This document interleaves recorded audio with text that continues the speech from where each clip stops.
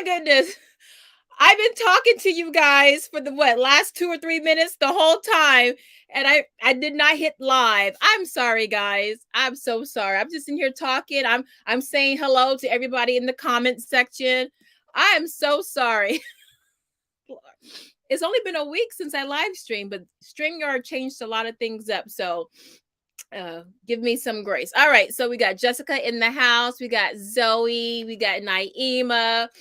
We got everyone coming in. I know I was going to IG and tell them to come on over. So let me do that really quickly. I am not prepared right now, guys, but that's okay because it's going to be messy, but we're going to get it going. So listen, I'm going to put the links to the articles I'm going to reference in tonight's live down below. I didn't have a chance to do that just yet. I will be doing that, as we're talking. But what I want to do right now, really quickly, let me just do this. I'm going to put a link to the Harvard study we're going to talk about. Now, the full article is behind a paywall. I paid for it, but I can't show you the full article because of copyright issues. But you can read the first half of the article. So I have that in, I put that in the chat. I don't know where else I could put that. So let me know if you can click on it in the chat. If not, then just copy and paste it, put it in another browser, and then you can pull that up and look through it and see, kind of get up to speed on what this study is. It's not the study. It's an article by the two authors who did the study, okay? So we have DIY Homeschool. What's up, y'all? Anya from Cali, my other Cali sister. Crystal. Hey, Crystal. Okay, put this in twice. That's me. Coffee and Cream from North Carolina. Lillian, welcome back. Thank you, Anya. I appreciate that. Okay, so let me just yell at IG really quickly that I'm live, and then we can get going. So in the meantime, you guys check out that article, and we're going to jump right into it so we can talk about this, because I have some concerns, and it's good news and it's one eye open news. Okay, hey guys on IG. Oh, I'm showing the other side. No, I'm showing the other part of my room. Let me turn that off. Cancel. Okay. You see, guys, this is live. This is live. Discard IG. Okay. So let me try that again. Going live and put the camera on me and not the crazy part. Okay. So while you guys are scrolling through that, look at that article. I'm going to tell you a little bit of the talking points that these two authors have brought up. And then I'm going to tell you about an opposing stance that a law professor from Harvard had about homeschoolers and homeschooling just last year. And I'm going to tell you how this all came about. And I'm also going to show you a website where you can get up to speed on the current, what's going on, what the underpinnings are, the mumblings and grumblings on the homeschooling scene. Y'all gotta pay attention, because let me tell you, one thing I learned from my mentors, the powers that be, they play both sides of the argument. Every time, whether it's a war, the major backers, they back both sides, okay? Whether it's a union against the workers, the powers that be will back both sides. In this case, if you know your history, if you know economics and the history of economics, you will see how it is a very clear trajectory of how certain institutions are playing both homeschoolers and non-homeschoolers. So let's get into it. So IG, I am on YouTube right now. The link is in the bio. Come on over. It's going to be lit. Bring your hall passes, whatever you like to do on a Saturday night. Bring it on over. Bring your questions. We definitely want to deep dive on this subject. This is something you're going to need to know.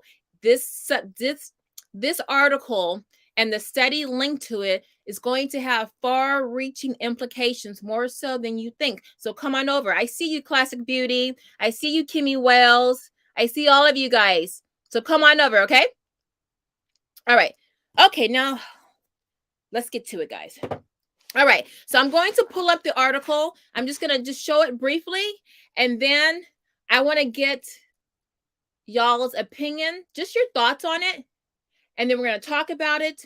And then we're going to talk about another article, okay, where that's coming from. And I want your honest feelings about what you think, is going on here. We have to use our critical thinking skills, okay? So let me get rid of this bot. Don't want to do that. Mari, hey, love. Hello. All right, so let me see if I can, let me go ahead and split my screen so you guys can see this. Hold on, guys. Let me share my screen.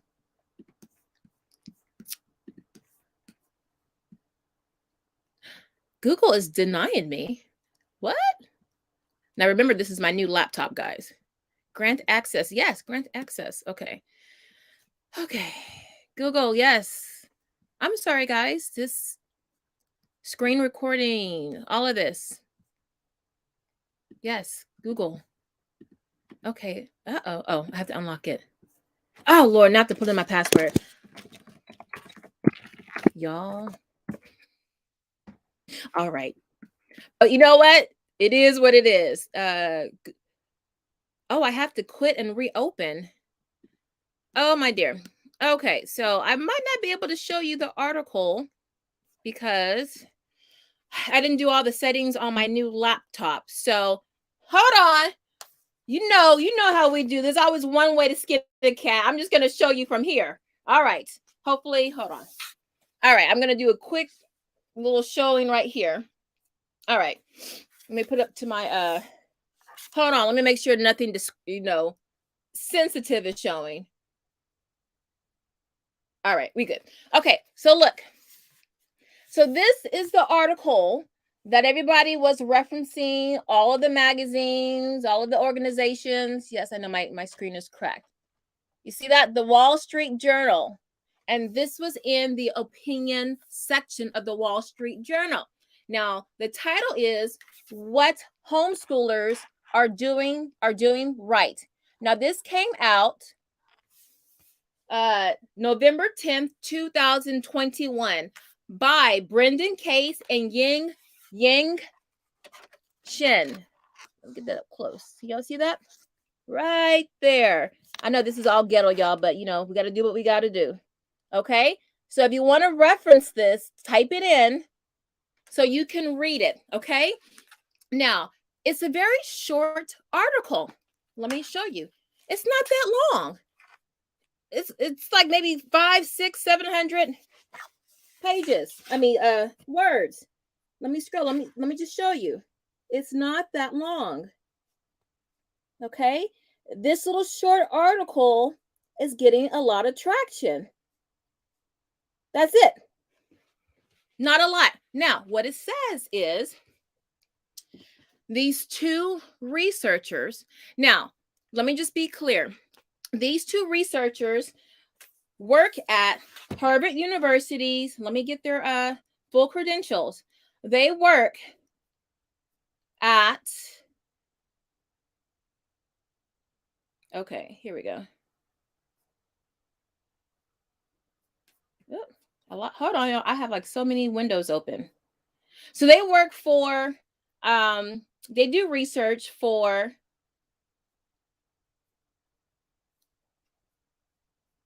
guys, hold on. I need to close some of these windows. Hold on. I think it's in this one. I want to be right and exact with this. Okay. So here we go. Okay. It's the, it's called the Flourishing. It says it at the very top.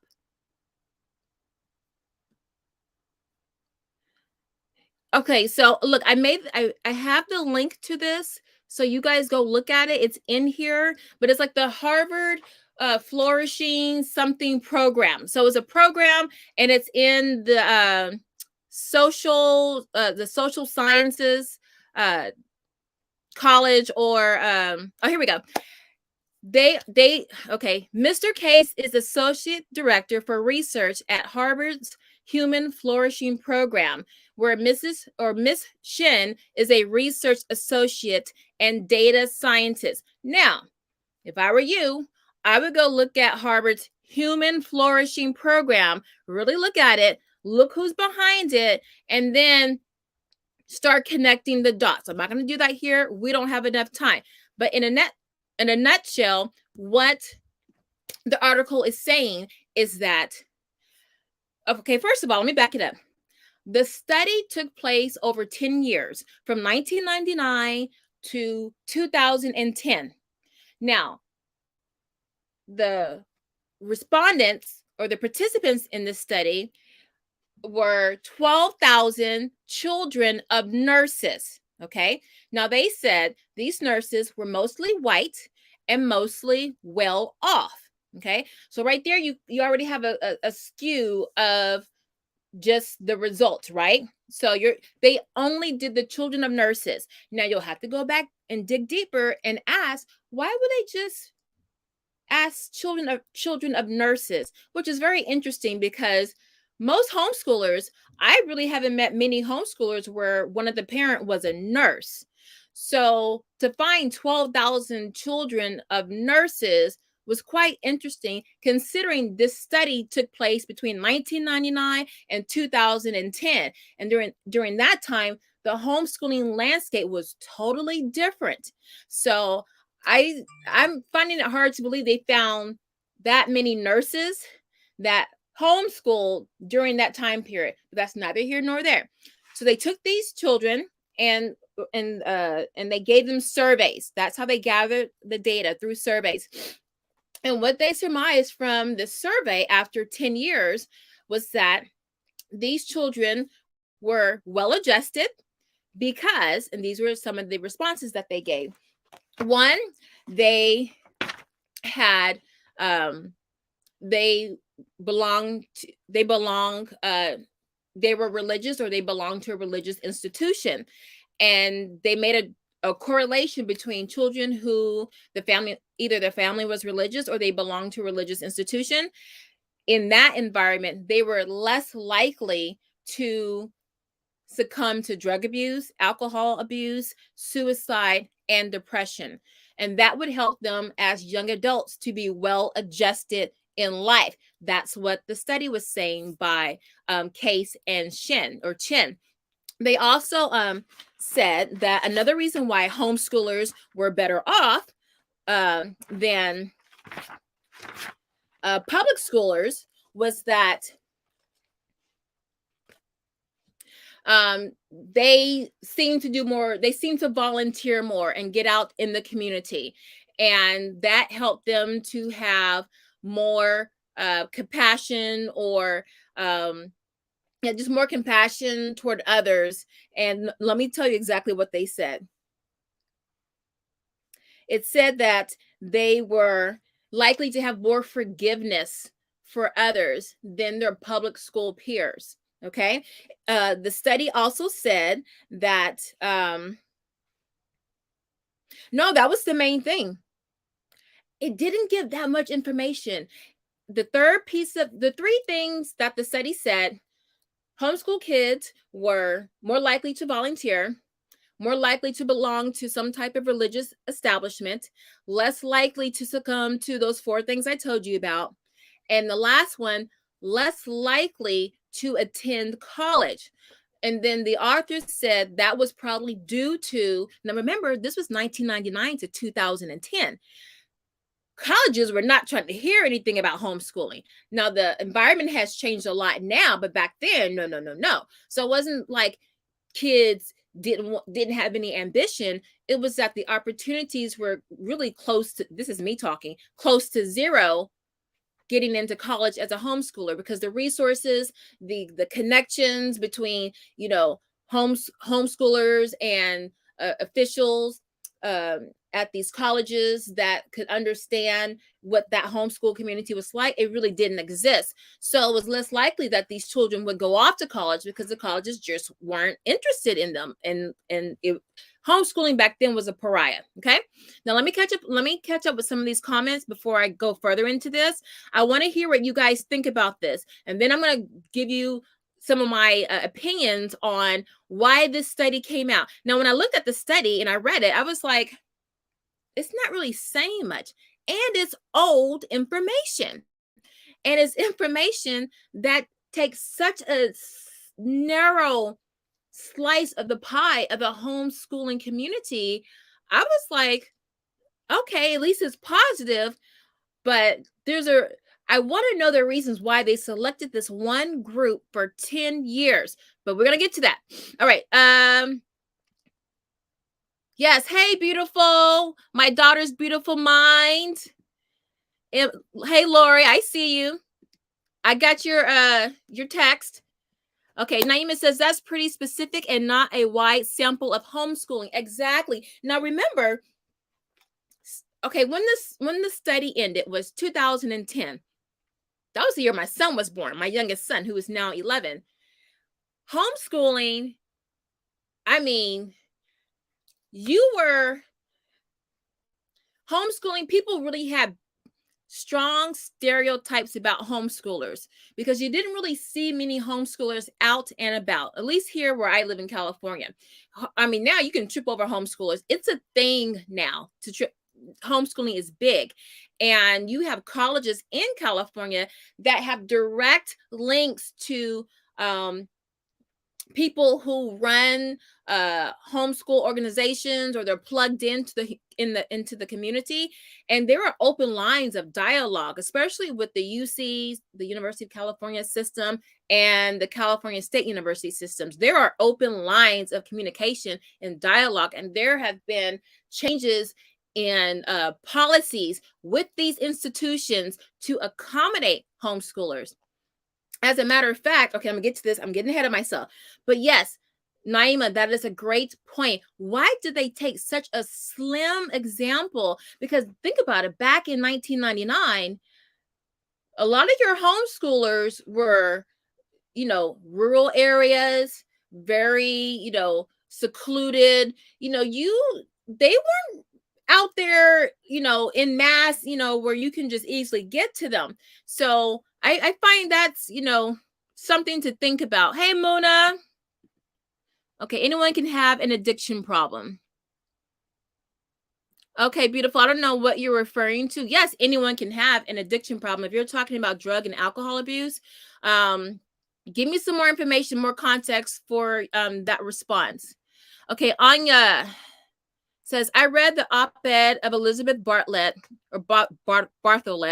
from Harvard last year, where she basically calls for a presumptive ban on homeschooling and tight regulations. So I'm very skeptical of a positive study now. Exactly. Okay, so this is, oh man, I'm so sorry. I have all of these. Hold on.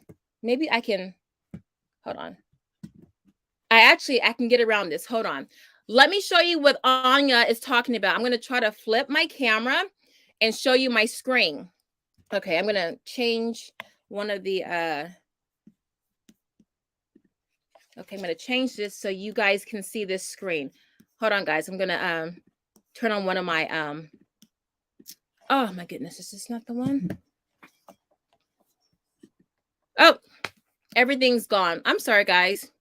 I have not set up anything on this new laptop. Nothing, all of my settings, everything is secure, locked. I can't open it without restarting everything. But anyway, so the law school professor, oh, I can't show this.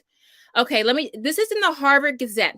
Now, Harvard Law School professor Elizabeth Barthelett calls for a radical transformation in homeschooling. Now, she titles this A Warning on Homeschooling. And she talks about, and here I have all the drama. Now, she talks about, these are the things she wants done. She says that homeschooling has little legal oversight, and there is no one to oversee educational standards and safeguards against abuse. So she's saying she'll hear one sensationalized story of some homeschoolers, doing something crazy. And now she's like, all homeschoolers are abusing their kids and all of this stuff. Never mind that every day we hear about some kind of abuse in the public school, either from a teacher, another student, or the police that are in the schools terrorizing the kids. So, but that's neither here nor there.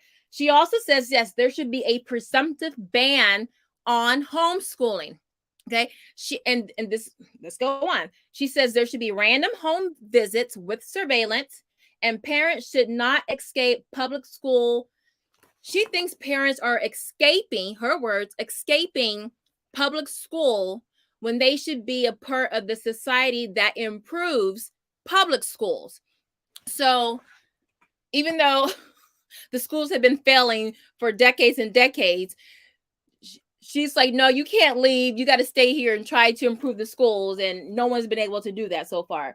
She also goes on to say that standardized testing, she's absolutely for that. And if children have low scores, they need to have an entryway back into the public schools and they need to be tested every year. So she has very draconian notions about homeschooling, about parents, and what should be done about that. Now, if you go look at her history, you'll see. Has anyone heard of John Taylor Gatto? Gatto. A lot of you know about him. He wrote the Underground History of Public School. He's a wonderful, wonderful man. He was a New York City teacher. He was Teacher of the Year. Got frustrated. He gives the most complete history on public school in America and the origins of it. And she fits the bill of the people he talks about that instituted the public school system, and the reasons why they made the reasons why they made public schooling the way that it is. But listen, she goes on to talk about how the government should co-parent your child, not you. And if some of you don't know, this is where the warning bell comes out. There are a number of people and definitely organizations that believe the state should raise your children. This is not me saying this. These are quotes from different states that say the state should have access to not only protecting and educating your child, but raising them as well. Now, that part was from an Arizona, a study in Arizona where the education board was saying what the role of the parent was in education. Guys, let me tell you, it's when you're that far to one side of an argument, and then almost less than a year later, now Elizabeth Barthelett, however you say her name, she's a law school professor. Granted, it's a law school. Now, Chin and Case, they are at a different group, or what do they call it? Is institution, but still part of Harvard. When you have these two very opposing ideas within a short span of time, trust and believe, you don't just go bumping your gums about stuff representing Harvard. There are lots of checks in place to make sure you are in compliance with an overall thought process or an overall ideology of that school. So that's a little interesting right there. But let me take some more comments, and then I'm going to go into why I think the reasons are that Harvard put out this study saying these good things. Okay, now keep this in mind. The powers that be play both sides of an argument, both sides of a story. Okay. All right. Karen says, a couple of years ago, the Harvard research was aiming to make homeschoolers look bad. I don't remember what made them change their tune, but they did. Yes. See, that's why I love it when people have long memories and they remember. A lot of times organizations will put out things constantly because they know, oh, they're going to forget about this. They're not going to remember where they read this or heard this from. And people, that's exactly, it's psychology. They know our psychology and they play upon that. So when you hear someone always going on about someone or something, and then they make a change, I forget who says this. I think it's some leader from the 50s or the 40s or the early 1900s. Might have been Napoleon. But if you repeat a lie over and over again, people will eventually take it to be true. And that's all you have to do. Or you just kind of misdirect them. You go so far to the other side, people think, well, they could not have been on this side because they're so on this side. You know, you got to think about it. Naima says, is she referring to a particular state or is she speaking nationally? Those are some big blanketed statements she's making. Elizabeth is talking about the whole country. And she says that she's also slightly attacking private schools, because remember, in a number of states in the US, homeschooling is not homeschooling. Homeschooling is a private school. In California, if you want to homeschool all on your own with no government interaction, no school interaction, public school interaction ever, you are classified as a private school. Okay. So you are a private school student. So you're not officially a homeschooler. You are a private school. You're a private school student. So, and there's a reason for that. So she was saying there needs to be private school reform too. See, you got to listen to how they're talking. She knows that there are states that, will allow homeschooling as private education, basically.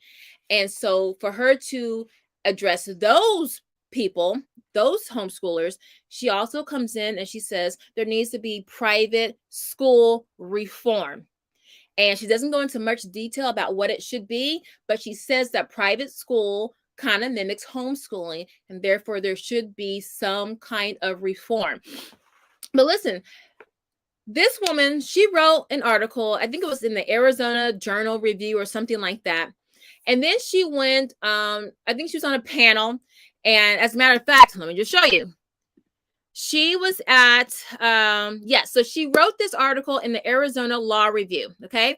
And the title was Homeschooling, Parent Rights Absolutism versus Child Rights to Education and Protection, okay? And she was arguing that the lack of regulation in homeschooling is a threat to children and society, okay? Now, once she said all of this, she got a lot of pushback. And then she went on this panel debate where she was debating and she was doubling down on what she said. And if you look at that, it was a debate. I think she had it with, I want to say her name was Kennedy. I got so many names, guys, so many windows open. But anyway, she went on and she doubled down about the perils of homeschooling, still representing Harvard. Now, let me put this link in here. Okay, now this link is from Harvard, and this is Harvard's Kennedy School. So that's the political science arm. Okay, it's the Taubman Center for State and Local Government. Now, why is this Taubman Center for State and Local Government? Why are they so interested in homeschooling? Let me put the link in here. And guys, let me know if you can open the link, if it's clickable. Let me know. If y'all can, that's the link right there. Now, for this, this was an article.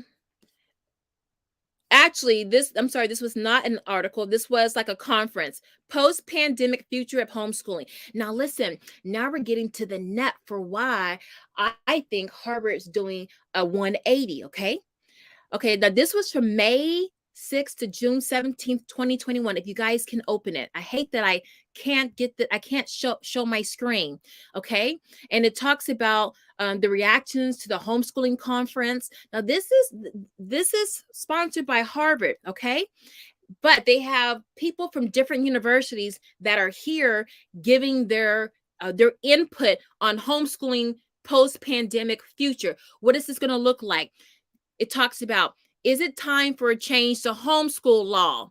Now, this isn't just the Elizabeth chick, the law professor. She's there. She's a panelist.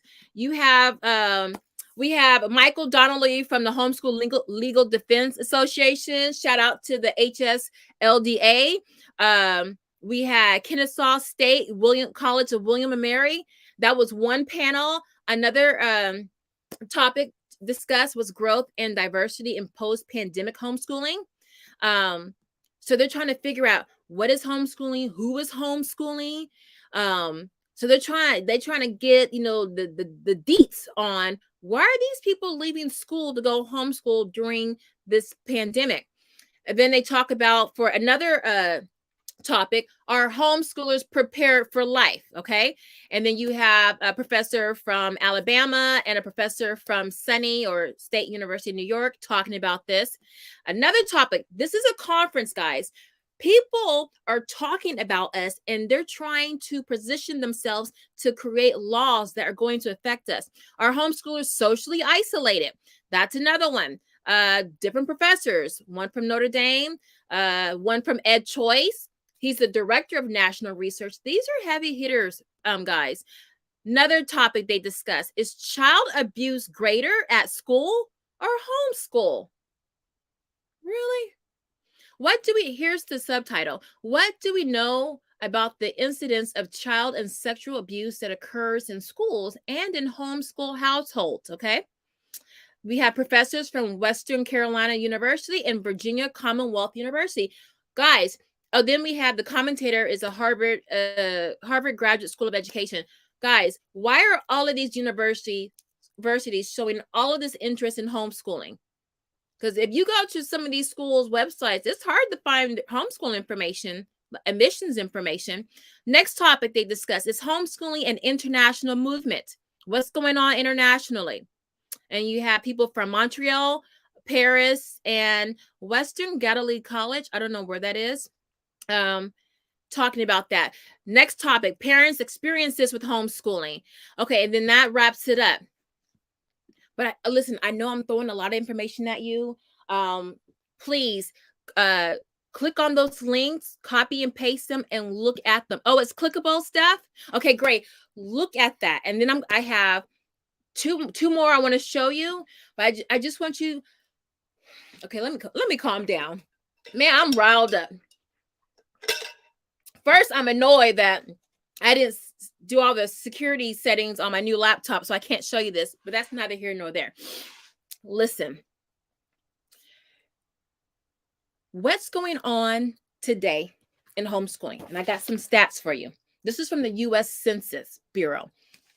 Okay, the U.S. Census Bureau says pre-Big C, homeschoolers comprise 3.3% of school-age children from K to 12th grade. Now, got that? 3.3%. During school closures, when school closures went into effect March 2020, that year, homeschooling went up 5.4%. I'm sorry, it became 5.4%. So 5.4% of school-age children from kindergarten to 12th grade were homeschooling that year after March when the school closures came in. So it went from 3.3% to 5.4%. Now, as of, I think this was November when that came out, the U.S. Census, it was November. It says homeschooling now comprises 11.1% of school-age children, kindergarten to 12th grade. So between January 2020 until December, I'm going to be generous and throw in a month, December 2021, homeschooling tripled, nearly tripled. A little bit more than that. Because one study, it wasn't through the Census Bureau, said it was really as high as 12% to 14%. Because what they were considering homeschoolers, they were like we have a lot of kids who are in charter schools, and that's really a pseudo public school. They homeschool, but they still get money from the state. So they're in a quasi state, a quasi is a state. They're in a quasi state. So 1 foot in, 1 foot out. So that is staggering. I think what these universities who had nothing to do with homeschoolers, some of them were very forthcoming, and they started putting out information addressing homeschoolers and how they can apply to schools and how they can be competitive and having alternate admissions, all kinds of things that they can do. But that was few and far in between. But when you see that these parents are like, you know what? This looks good. We can do this at home. That's less control for the schools. So what I think is happening, number one, they saw that African-American homeschoolers, we went through the roof, and not just because of Big C, but because of all the issues at school. So all the things that they're saying, homeschoolers abuse and problems, those were all the things that were happening in the public schools. A government school with government teachers hurting and abusing Black children, little kids in elementary school, handcuffing them, taking them to jail. So Black folks was like, we're out. That number is up. As a matter of fact, I have a girlfriend on here who does research on this. I think her capstone in her graduate program or postgraduate program was specifically on African American homeschoolers and the rise of that. If you want to chime in, my dear Naima, you can. You have people don't like critical race theory. People don't like Common Core. It's a wrap for them. They're gone. You got schools that are on a 1 to 10, like those great schools ratings. You got schools that are rated a 1 or a 2. Why would you send your kid to a school? The school leaks. You don't have enough chairs in the classroom. Kids actually run to class so they can get a seat, so they can sit down. So all of these issues, parents are like, we're done. So I think with Big C that happened, that really pushed people over, I think these schools and these institutions that are behind these schools are like, you know what? Okay, well, we still, 3.3% to 11%, and it could be a little bit higher, but a triple. If your numbers triple, there is so much going on that would make you worry. These institutions are worried that their control is going to be gone. And now that all of these universities I just told you about, all these professors from all these different universities, now what they want to do, and this is just my humble opinion, what they want to do is keep pushing homeschooling into the spotlight. So now we can start regulating it. It's the same thing with crypto. I got into crypto in 2012.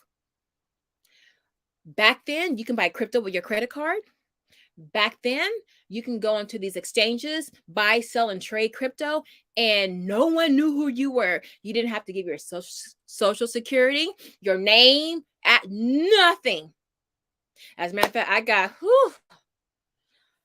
now it's different. Now the government is into it because crypto kept getting pushed to the forefront, and it was all in the news and everything. And then celebrities were talking about it. So now the government was saying, oh, this is a real thing now. Before, people thought you were crazy talking about cryptos. Oh, that's a scam. So people were like with homeschooling back in the day, oh, you crazy, or, that's those crazy people over there. Now they're looking again, government, and they want to control it. They want to regulate it, because if they don't, people are in control of their own destiny financially.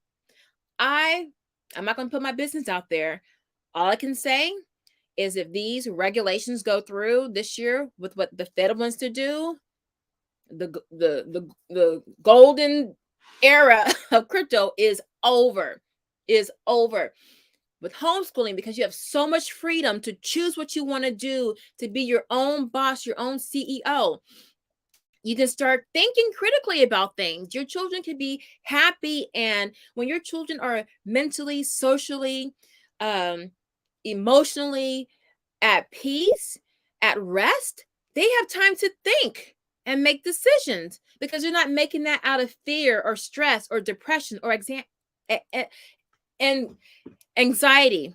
When I sent my son to public school his freshman year, and y'all, if y'all know my story, you know why that happened. When he got his ID card, I was shocked. On the back of his ID card were 4 organizations. It had depression hotline, suicide hotline, and then a domestic violence hotline, and then another suicide hotline. But one was for if you were, oh, I shouldn't say that because YouTube might take my video down. The S. So if you were S'ing, thinking of it, there was a hotline. And then if you thought someone else was going to, then that was a hotline for you. It was 4 organizations with 4 numbers on the back of his student ID card. I was like, what the heck am I sending my kid to? Now, he hasn't had any issues or seen anyone around him that has issues, because a lot of the kids that he says, they're rebelling. They're over this. But I'm getting off topic. But I think these colleges and with these institutions behind them are like, if we can get more people now talking about this, now we can get in the ear of these legislators, and now we can start enacting laws. Because what they talk about proposed things to do for homeschooling, okay? And they're doing it under the guise as these are these problems with homeschooling, and this is how we want to make changes to protect. And they're going by and these are not laws, but these are just policies of the government as co-parent of your child. If you don't believe me, I saw this on my own school district's website. They want you out the picture. They don't want you to have parents' rights. And y'all know what I'm talking about. They don't want you to have parental rights over your children at all. So what they're going to do is, mark my words, once they get all this homeschooling talk out here, they'll start getting all these little laws passed. And next thing you know, homeschooling is going to look totally different. So what they're going to do is, to keep the money for the kids, because, it's the seat money, the ADA money that the schools get for each time the child appears at school. So what they're going to try to do, hey, we'll do virtual schooling. That's homeschooling, but it's through the school. And now you're protected, and we can make sure your child's learning. And they'll say all of these things, and they'll still have their control over you. So they're trying to cover both bases. They're trying to cover the parents who might want to send their kids back to school, but they don't feel good about doing that. But now the schools have a real virtual, but it's really homeschooling. They'll try to change what homeschooling means, and then they'll come and attack us and eat away at our rights. So we can't really exist the way we want to exist. I'm telling you, it's coming this way. It started that way with crypto, and now it is under attack.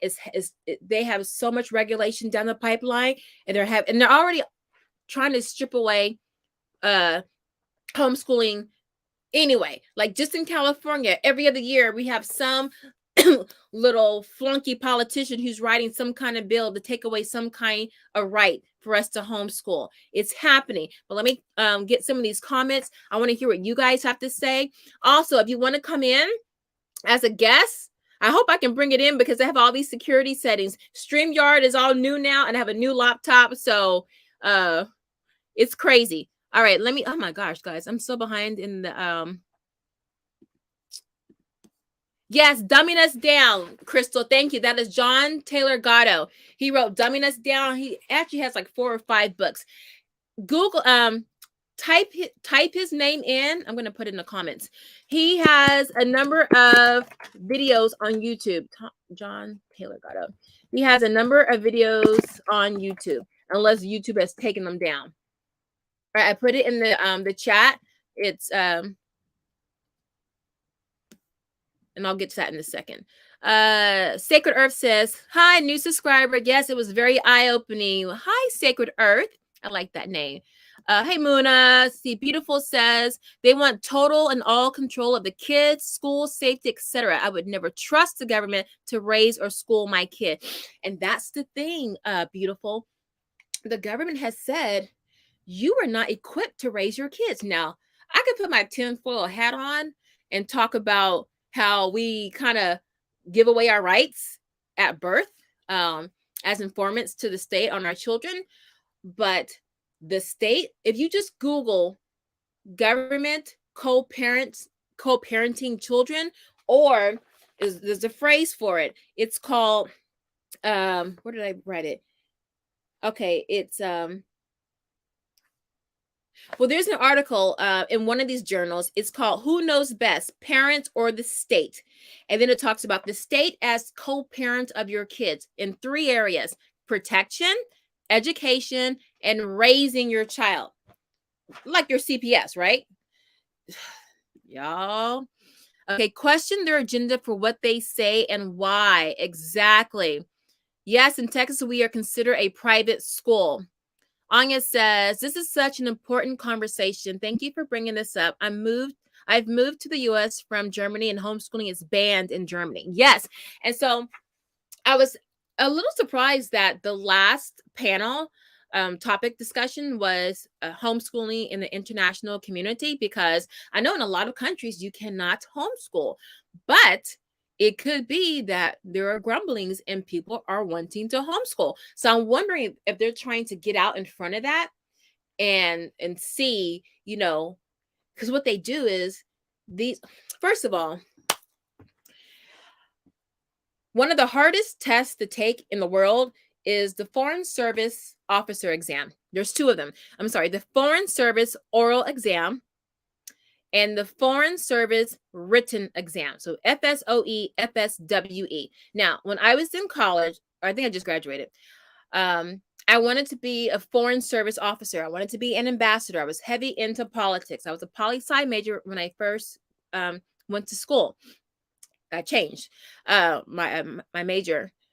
But when you look at the trajectory and there are 3 different components if you're trying to go that Foreign Service Officer route.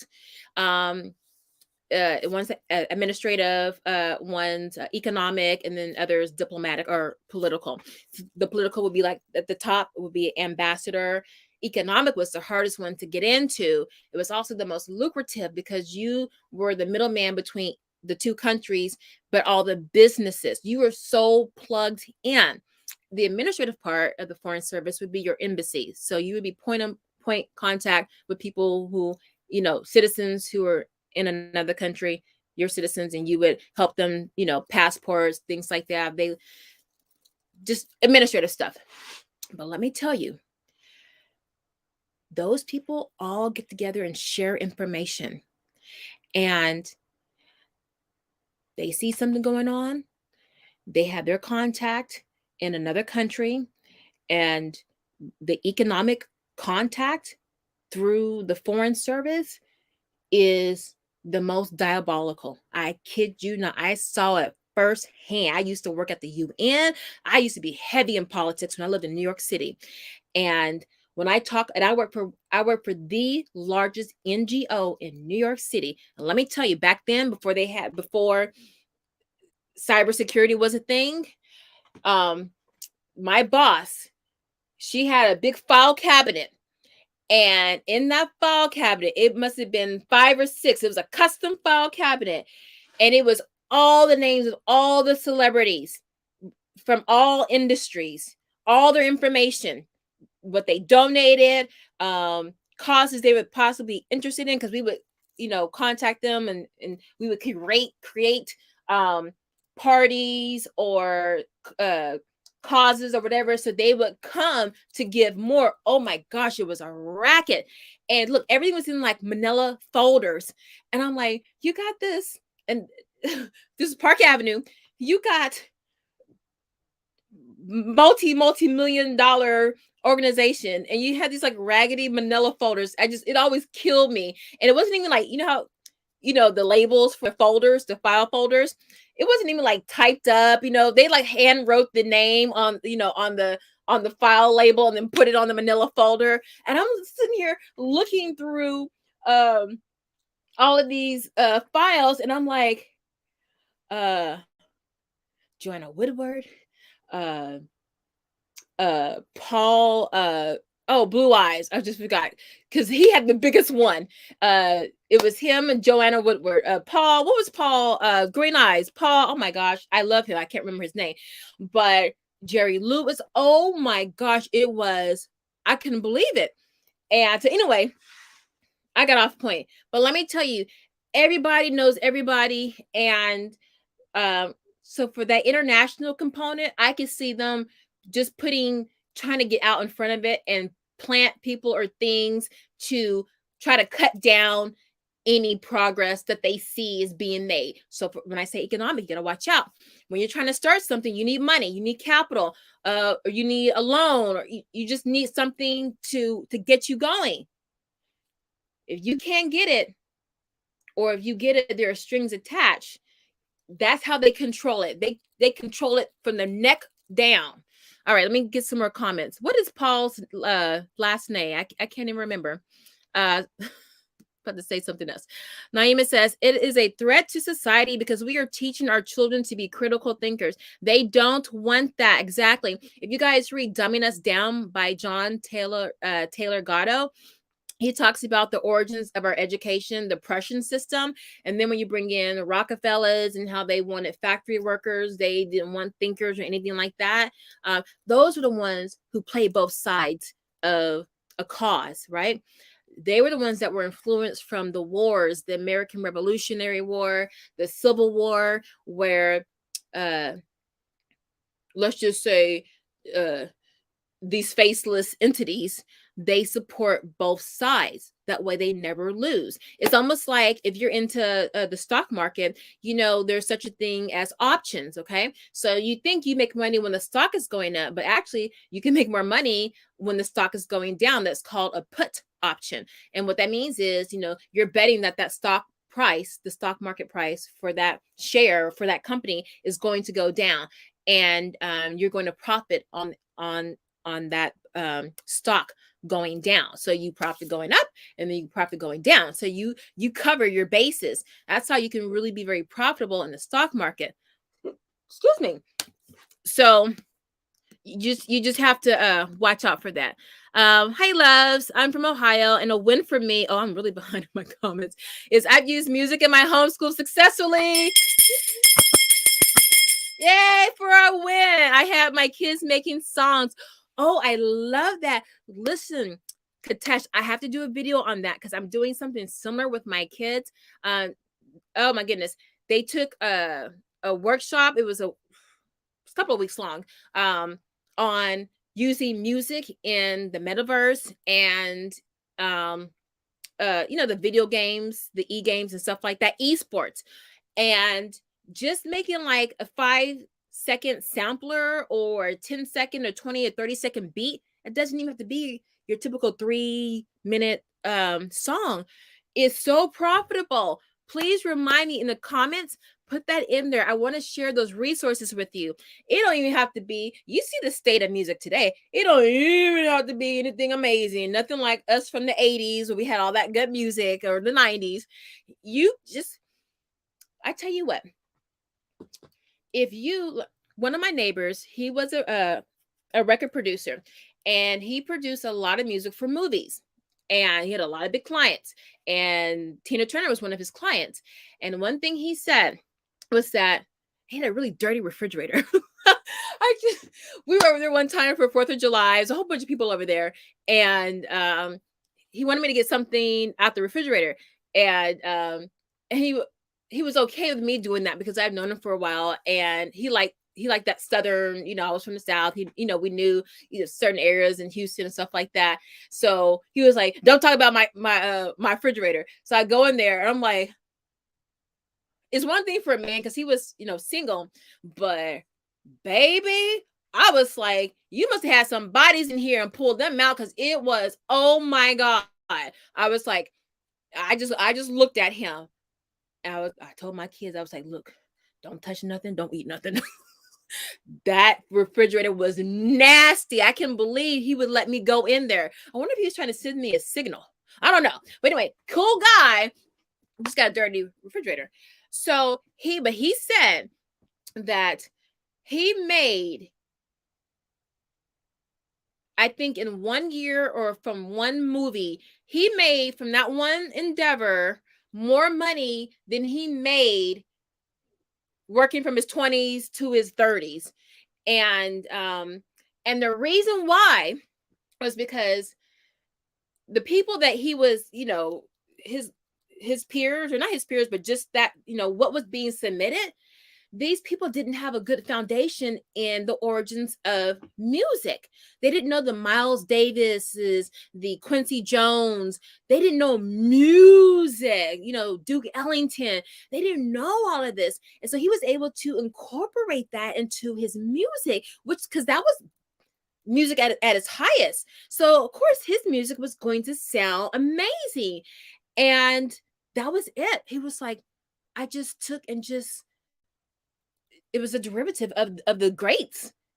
And there you go. So all that to say, Katesh, hey, you should do artist composer studies every month if you can. So in 1 year, your kids can study 12 composers, 12 great composers. Maybe do 6 from the past and then 6 kind of current. Well, not current, but as current as Michael Jackson. But to go back to the 30s, you got, oh my goodness, that's a whole, I'm doing a video on that because I have some resources for you to share. But anyway, moving on. See. Muna says, I think the government should be limited to an extent. Yes, they should. Steph says, I believe because they are scared that some parents are teaching their kids to bypass college. Oh, that was my next point. Thank you. And become entrepreneurs. That takes money out of the colleges. I'm just saying it's all a business. You better say it. Now, one thing I tell my kids, when you're trying to think critically, you think it's all hard and esoteric. It ain't. And half the battle is just thinking or saying or asking who benefits from this and why. Y'all heard me from last week. The 2 questions you always ask, how and why. Okay, that's a higher order thinking questions. Who benefits? Who gets the money?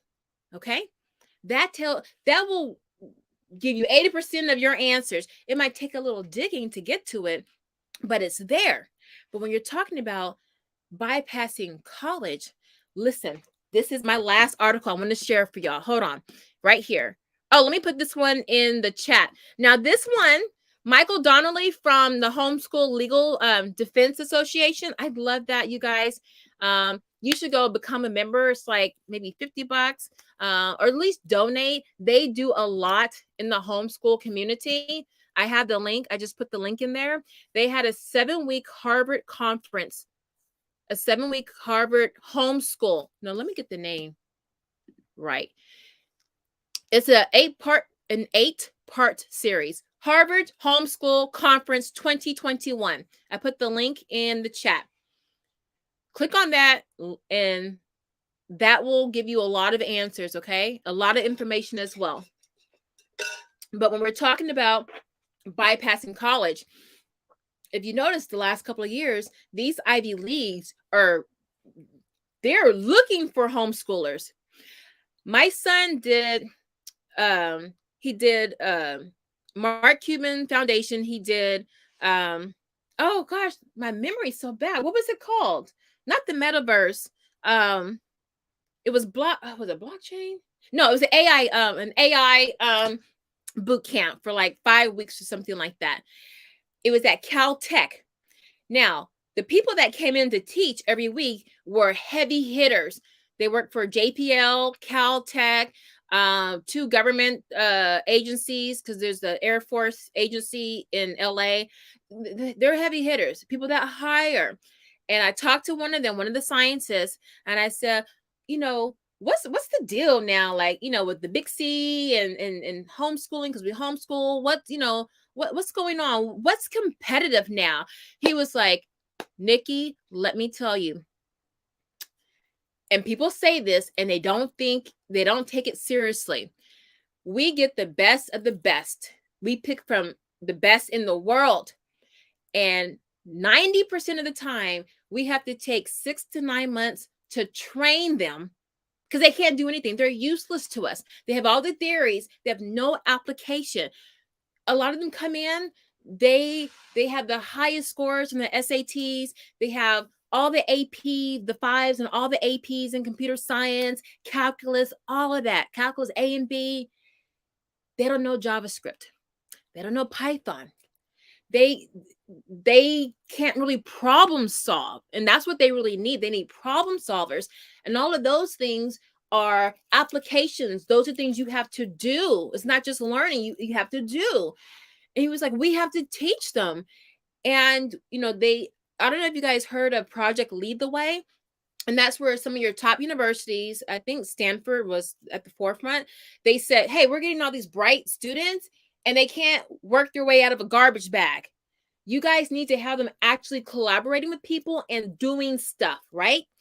And that was years ago. That was over 10 years ago. The problem is still bad right now. So don't talk to me, Miss Elizabeth, about schools. Schools are a problem because they're not improving. You have these top schools and the best of the students can't program a radio and turn it on. That's a whole stories for other days. So yes, so you have all these top schools now. They're running towards these homeschoolers. Let me show you. This is my last article. Now this one says, this one is like a profile. Harvard, they have a profile of some of their homeschool kids. And the article, they have an article in the Business Insider. Let me show you.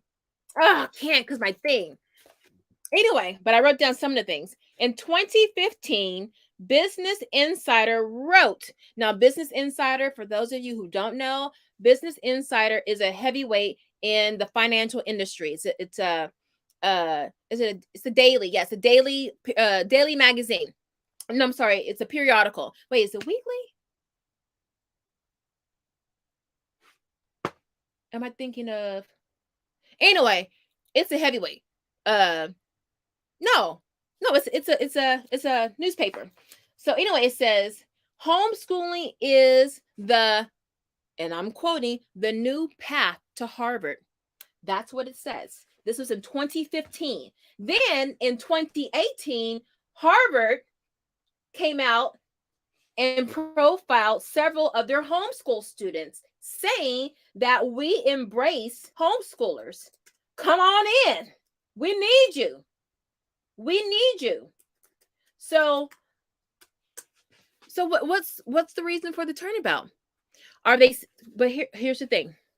One, if you can't control it, you want to get rid of it, right? If you can control it, then you let it in. So you get these homeschoolers who are free thinkers, maybe, at least they're outside the box with their education, and you get them in your clutches, and then, you go, and things go on.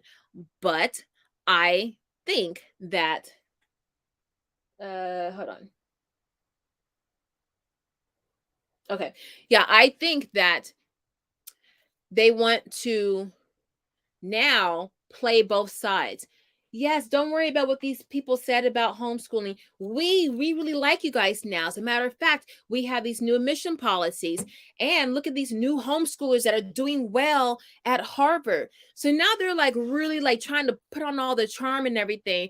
But we're watching you, because we see that once people get more knowledgeable about homeschooling, you start changing what it means, and then you start changing laws and things that go with it. So just be prepared, y'all, to start fighting, because I know some changes are on the horizon. And just know that you never, what's the saying where all that glitters is not gold. Yeah, people were jumping for joy when they heard about that. Now, homeschoolers are getting the respect that they deserve. Gotta be careful. Muna says schools should include building character and moral values. Oh, that would never happen, Muna, because that goes against their existence for why they are there. Schools are not there. Think about it. Come on. Let me put Harvard aside for a second. Think about it. When I graduated from high school, I didn't even know how to write a check. The only thing I knew was to write name because it said name on the bottom. I didn't know how you wrote out the amount, and I didn't none of that. And when I got to college, I was like, how do I not know that? So my best friend, who was a chemical engineering major who had taken calculus, she was brilliant, had taken calculus. She was like, and she always had internships, through the companies, the oil companies in Texas. So she was used to writing checks, but she didn't learn from school. She learned because she had an internship and she was getting paid a lot of money. And she was writing the checks before she went off to college, writing out her checks for tuition and stuff like that. But she just learned, her mom taught her because she had money coming in. They're not trying to teach you that. Economics in high school is one semester and it's your senior year. Y'all know y'all got senioritis your senior year, or you trying to struggle through these last couple of classes so you can graduate. You were not thinking deep and heavy about economics. That's something that should be taught, and that affects you the most in your life, because that's the main thing that determines how you're going to live, where you're going to live. Do you start a family now or do you wait? Should I really take that student loan? Should I get that mortgage? Is that mortgage priced right? None of that. Anya. Thank you, Anya. Anya gave me some money, y'all. Let me ring a bell for that.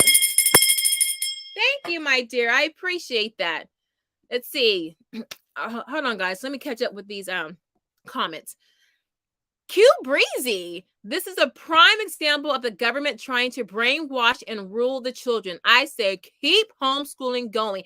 Exactly. Now listen, for those of you who can't do that, and I'm 1/3 in that box because my 9th grader is in public school. But listen, for those of you who have rising 9th graders, or you have kids in middle school, this is what I recommend. You start, if you haven't done so already, you start teaching that critical thinking. You start questioning everything that they're saying. Why, how? And then you show them videos, show them John Taylor Gatto, show them how the system, that school system, is built, and because then they'll understand everything that's being presented to them. Right? They'll understand it because they'll know the foundation for why it was put into place. So like my kids, so what my son and I talk about, his public school year is the what do you call it? It's the not dress rehearsal, but the night where you perform. It's the performance night, because he's been taught all of these years about, y'all know how my mindset is, but he never had a chance to really put it into action because everything in his life was kind of a bubble that resonated his values, his beliefs, and things like that. So when he went off to school, he was able to advocate and see the things that I had always been telling him, but it was kind of going in one ear and not the other because he wasn't really seeing it happening. So like the stuff where you had to be I Dream of Jeannie and some of this stuff, oh, believe me, we had very great discussions about that and how to be a Jedi and Jedi mind trick people. But he would have never had that chance if he wasn't there. So he got to see and hear, oh, Mom, you weren't crazy. Because sometimes he's like, oh, Mom, you're so crazy. You're so over the top. Mom, you're so radical. I was like, Why are they asking you to do this when this is happening? Or why are they not doing this? Now, we live in LA County, and I'm not trying to bring politics into this. It's a very blue county. Right below us to the south is Orange County. It's a very red county. Now, when my son, when he has games, whether football or wrestling, when we go to the OC, it is a totally different atmosphere. How those kids act, and the parents, like in the stadium or the gyms, than what it is here. And we saw the extremes, and we saw some in the middle, but we saw some extremes. And I didn't have to say nothing to him after that. He saw the hypocrisy. He saw the non-thinking. He saw the non-challenging. And then he saw the challengers. He saw the people who were being brave. He saw people his age being brave and questioning. And to me, that was the education for the public school. I'm like, don't worry about anything those teachers say. You already know it. We're just going to focus on our after school activities and you learning and observing, observe what's going on. All right, let me catch up with some of these comments. Beautiful says they know that the parents know that the CDC and those that are pushing those, we call them the Jabberwockies, are targeting the kids, the next generation. And notice the parents pull the kids out because, where's the rest of this comment? Oh, hold on. Let me get there. It's not showing your comment. Beautiful. Wait a minute. What happened to your comment?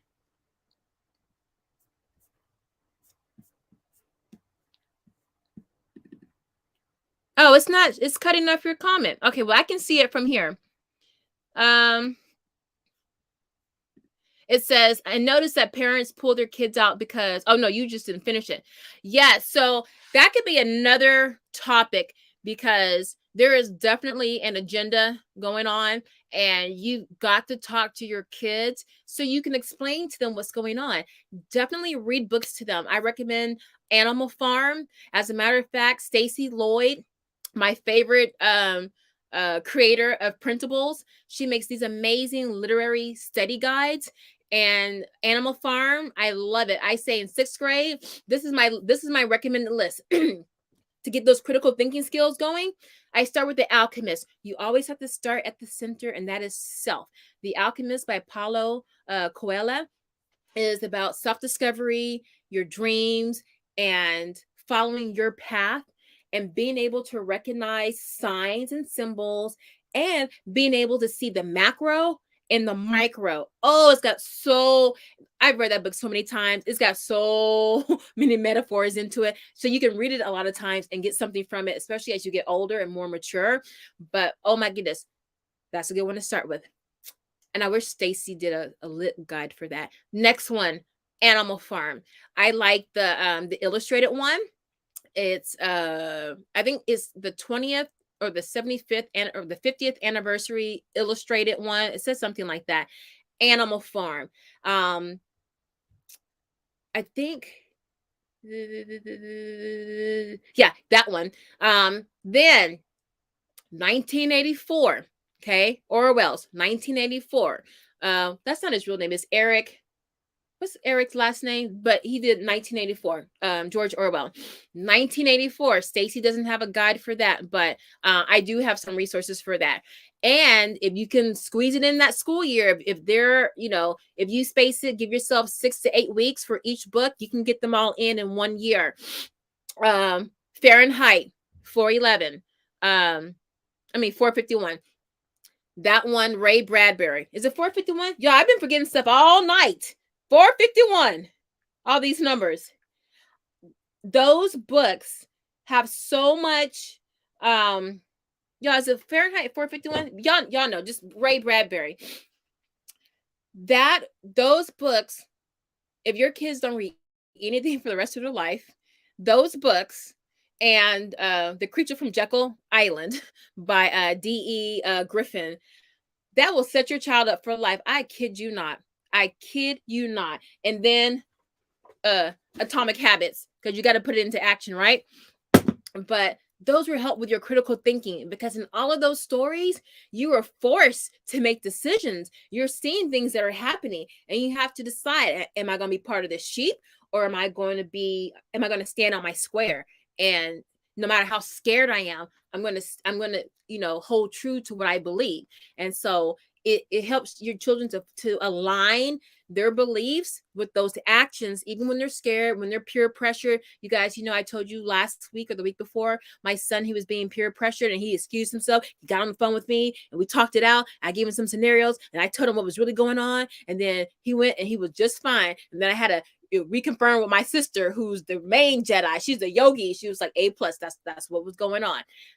But he role play with your kids. Role play every scenario. Okay. Let's see. Sacred Earth says, Steph, I agree. Public schools receive funding based on attendance, not to mention that if your child has special needs, the schools get even more money. That is a whole scam right there. They do. They get double the money for special needs. And if you go into those schools, especially those struggling schools, there is nothing in those special ed rooms, and they get all that money. Do you know, if you look at the salaries, because it's public information, if you look at the salaries of all these administrators in the school, y'all don't get me started.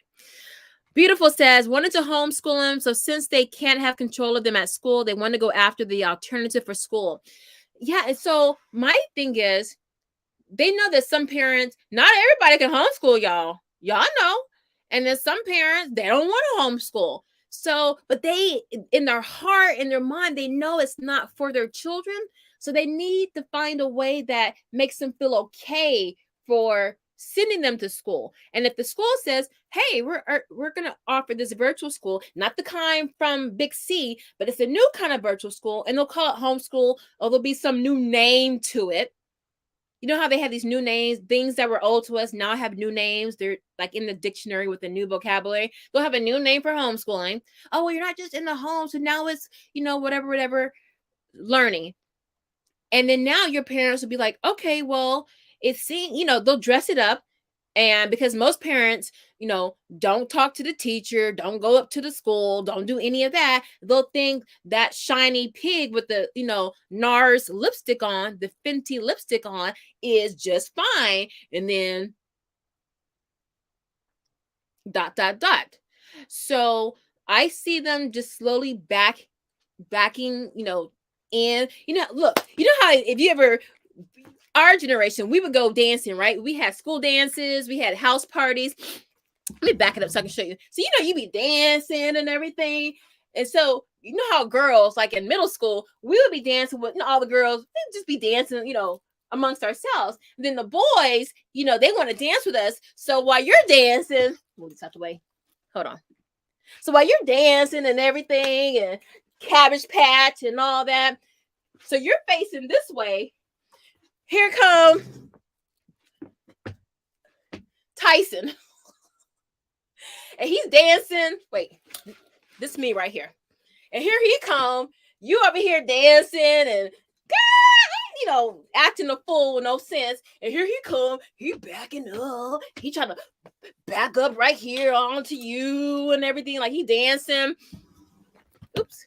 And swear, he is dancing with you. He didn't back. And then you feel the couple of the butt bumps, and then you turn around, and then if you look okay, you start dancing with him. He done sluck his way up into you. That's what they try to do. Y'all far apart. Then one entity starts trying to get closer, gets your attention. You look, and they look good. They done dressed everything up. You like, okay. And then next thing you know, you go on with the other thing. Y'all don't get fooled. Don't get fooled. All right. Q Breezy says, keep homeschooling going, especially in the Black community. Here. Because we can't be having our kids terrorized. Sacred Earth says, yes, it's all about the bottom dollar. Oh, that was Steph. Yes, beautiful. You've been on fire tonight. Girl, that is your win. Because you didn't put a homeschool win in. You didn't put no kind of win in. That's your win tonight. Let's see. Naima says, African, and for y'all, this is my girlfriend, Naima. She is phenomenal. She has done a study on the African American homeschooler, and she's got great. I'm going to have her come on another day to do a live so she can share her research findings. And she's got some information for you guys. She is so well plugged into the homeschooling community, especially the Black community. And she can really, and she's been in the school system. She was a high school teacher. She's been on the administrative side. So she's got all kinds of eyeballs.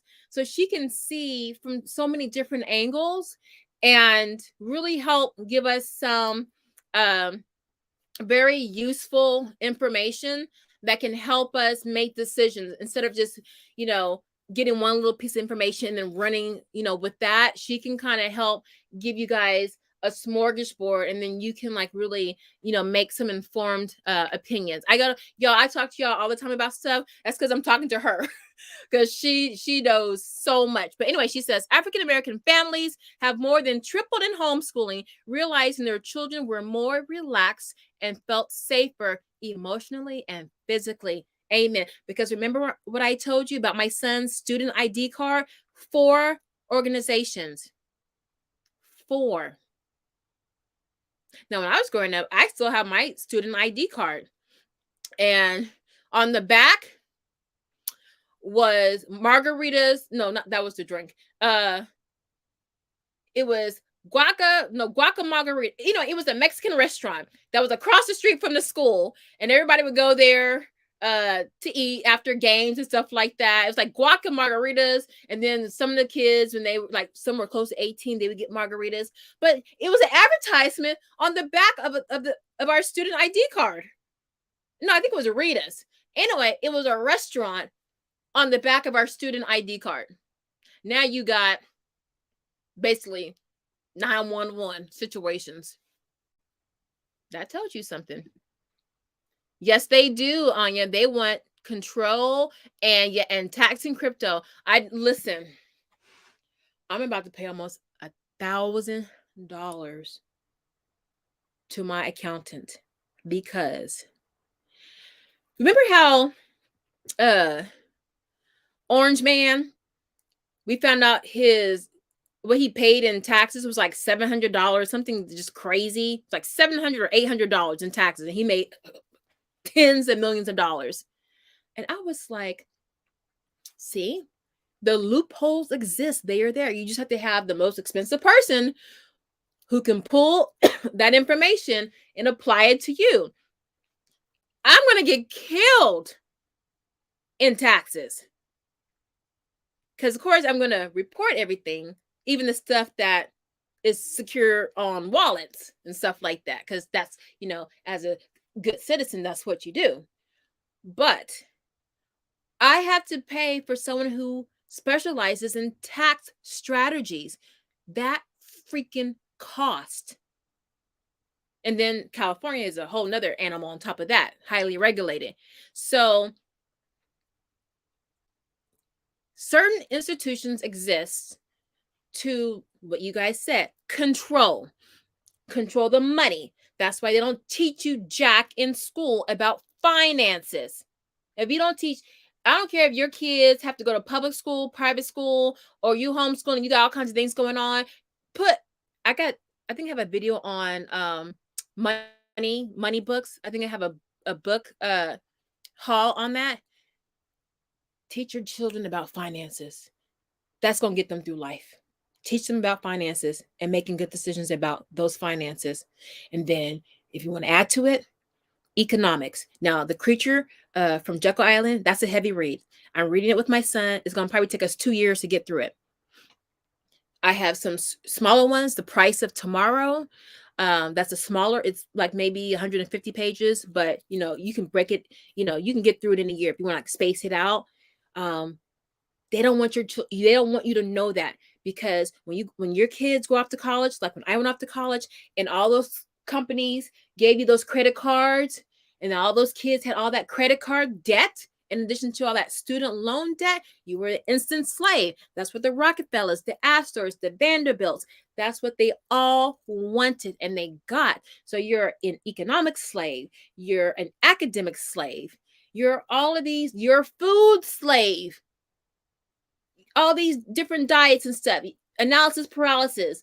I want to be survivalist. I don't even tell people what I eat anymore. I just say I'm a survivalist, because it's a slave. People have become a slave. Oh, I only eat this. This can't have gluten. This has to be paleo. This got to be Atkins. It's still a form of slavery. You're a slave to that. So have your children be able to take, we call it generalizing. That's a special needs term, where you take what you're learning in one area and then you can apply it or generalize it to other areas. So once you really get into economics, it opens up a whole new world to you, and you'll start to see the psychology in it, and you'll start to see how you're controlled by it, and you'll start to see how you're controlled by it. You'll see why banks have these kinds of interest rates or no interest rates. You'll just finances, y'all. Finances. Oh, I didn't read Kadesh. I started homeschooling during the pandemic. My sister-in-law just took her daughter out to homeschool. Black families are winning. Yes. And let me tell you, when things, take Black music. Nobody wanted, back in the 80s, nobody wanted nothing to do with Run DMC, Kumo D, all these groups, all this music. Nobody wanted nothing to do with that.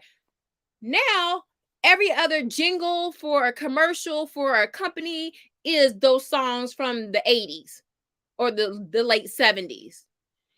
Now, you don't even recognize R&B and hip hop anymore because the people look nothing like us. You see how they took it, usurped it, and now it's theirs? You have no ownership of it. Y'all don't watch out with homeschooling. They're going to like it. Oh, yeah, that's how it starts. They start to like it and accept it, give it their approval, and then they start slowly making changes to it. They start slowly changing the names of things, and then they flip it. It's theirs, and it's not yours anymore, and you got a whole different animal. Next thing you know, you're living under a bridge, trying to find a book and a pencil. All right, that's crazy. What if they never thought about the S word? Now you're putting, I didn't think about that. See? Predictive programming. You know how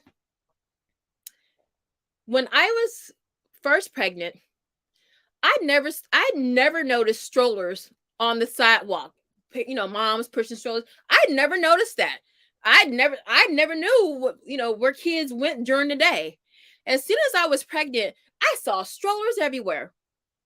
As soon as it was presented to me, bump, baby, I started seeing it or imagining. You start, or like cars. You're in the market for a car, say Toyota. You ain't noticed ne'er one Toyota. Now you try and find a car, you see a Toyota on every corner, every red light. I didn't even think about that stuff. That is a great point. Now you got this card, and now you're thinking about it. Now you're like, well, what does that mean? Well, what does that look like? Now you're on that path. So that's another way of controlling people, is mentally controlling their thoughts, right? Are these thoughts really mine? Or were they put here because of advertising, because of music, because of billboards, right? Do you even have an original thought? Y'all better watch They Live with Roddy Piper. Have your kids watch that. My kids watched that. They were dying because it was so old-fashioned looking to them. But I was laughing with them too, because I hadn't seen it in a while. And I was like, dang, it really is. It really is an 80s thing. Don't have them watch the very end because it gets a little graphic. But, you can just like fast forward through it.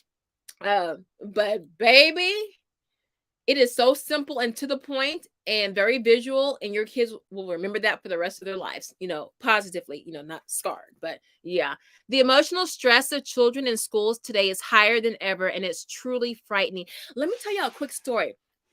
Now, y'all know where I live, it's a pretty affluent area, but we're like, in our area, we're like the poorest.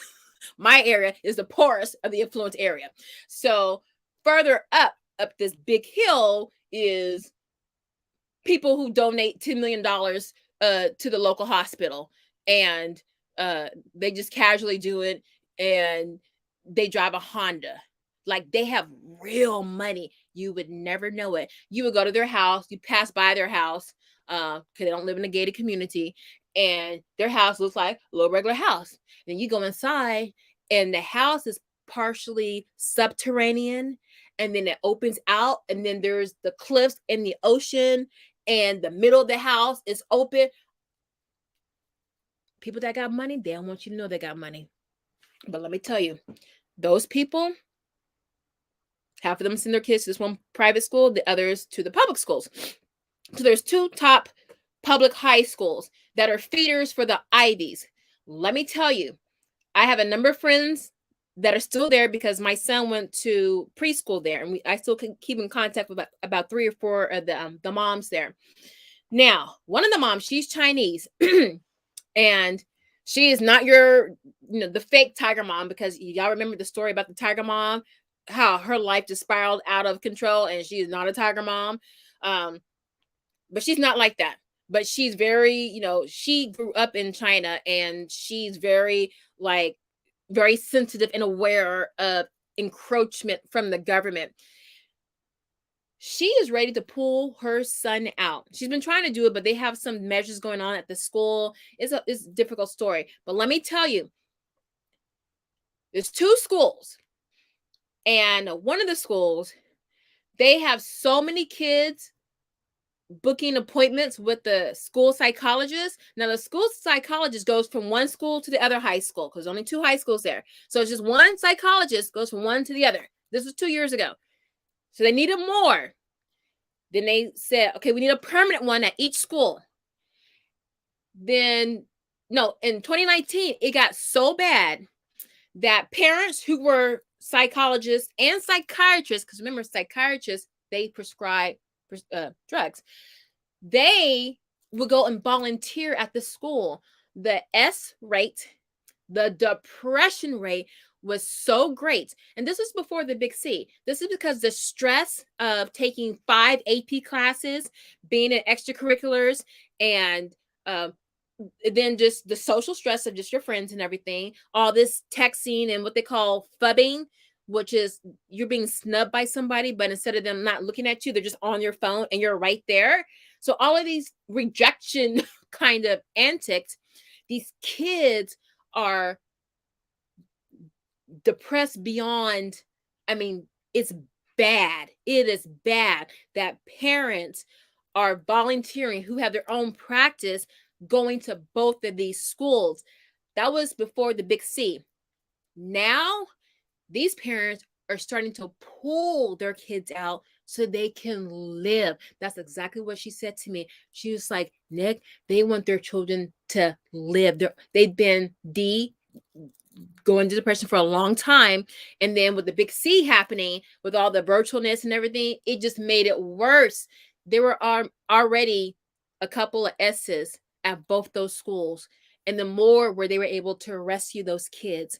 These kids are hurting, and hurting really bad, and to the point where you hope that they can recover as young adults and become healthy and happy with themselves.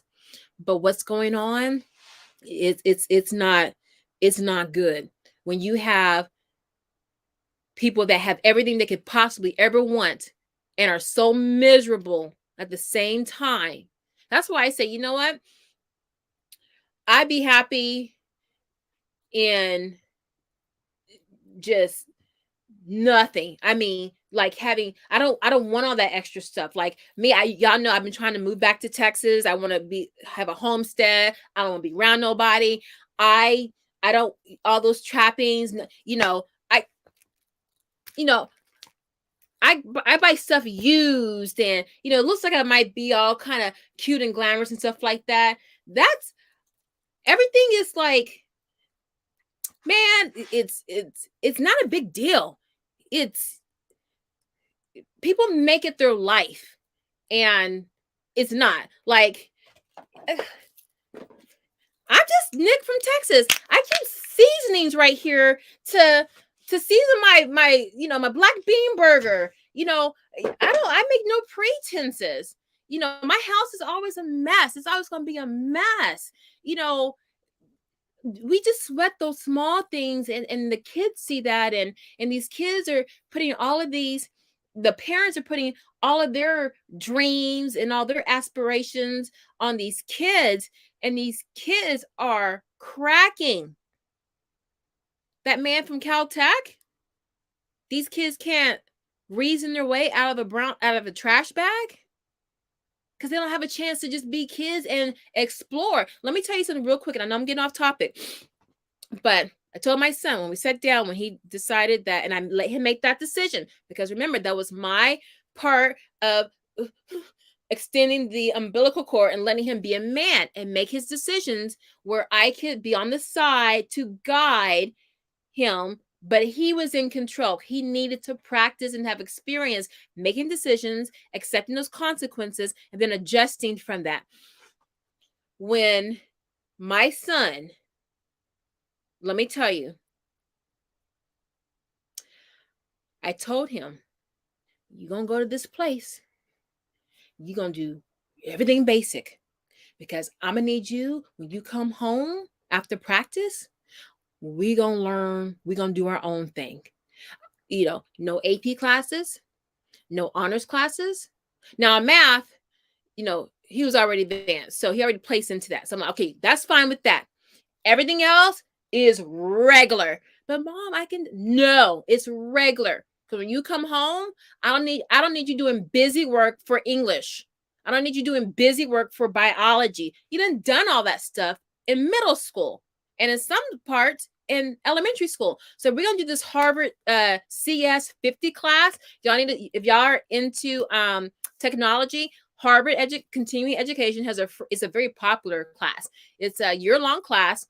It's free. It's the CS 50 Harvard. It's a computer science class. CS 50 Harvard EDX. Okay, it's called the CS 50. Let me give you a link to it. Now you can get a certificate. You have to pay for the certificate though, and it just shows you completed it. Let me go ahead and now am I giving you the right link? There were actually two. One is through, I think, EDX, and then the other, well, Harvard will tell you if you're going to the wrong one. So just look at the very top of Harvard's page. It'll tell you if you're enrolling in a different class, because there is one that is similar to that, but it's not through them. They know that, and so they have a little disclaimer up at the top. If you don't see that, you're in the right place. I put the link in the chat. But let me tell you, I said, you're going to find a project to work on. You're going to take these after-school classes on blockchain technology, metaverse. He's into all those things. So all those things that you like, we're gonna do projects based around that. So so you can have projects, you can have a portfolio. That was the one thing that the Caltech guy told me. He said, for these portfolios, because I asked him, I said, so what does a winning application look like? And never mind. So he was like, you know what? If your child was he was like, Nick, it doesn't have to be anything extravagant. Your child, I said this in a previous video, your child he said, those snap circuits? Y'all know those snap circuits, right? Well, they have some that are like higher level than that. Like you might have to like get a soldering kit or, things like that. But you can use stuff for so many different ways, like maybe a Raspberry Pi, like the motherboard.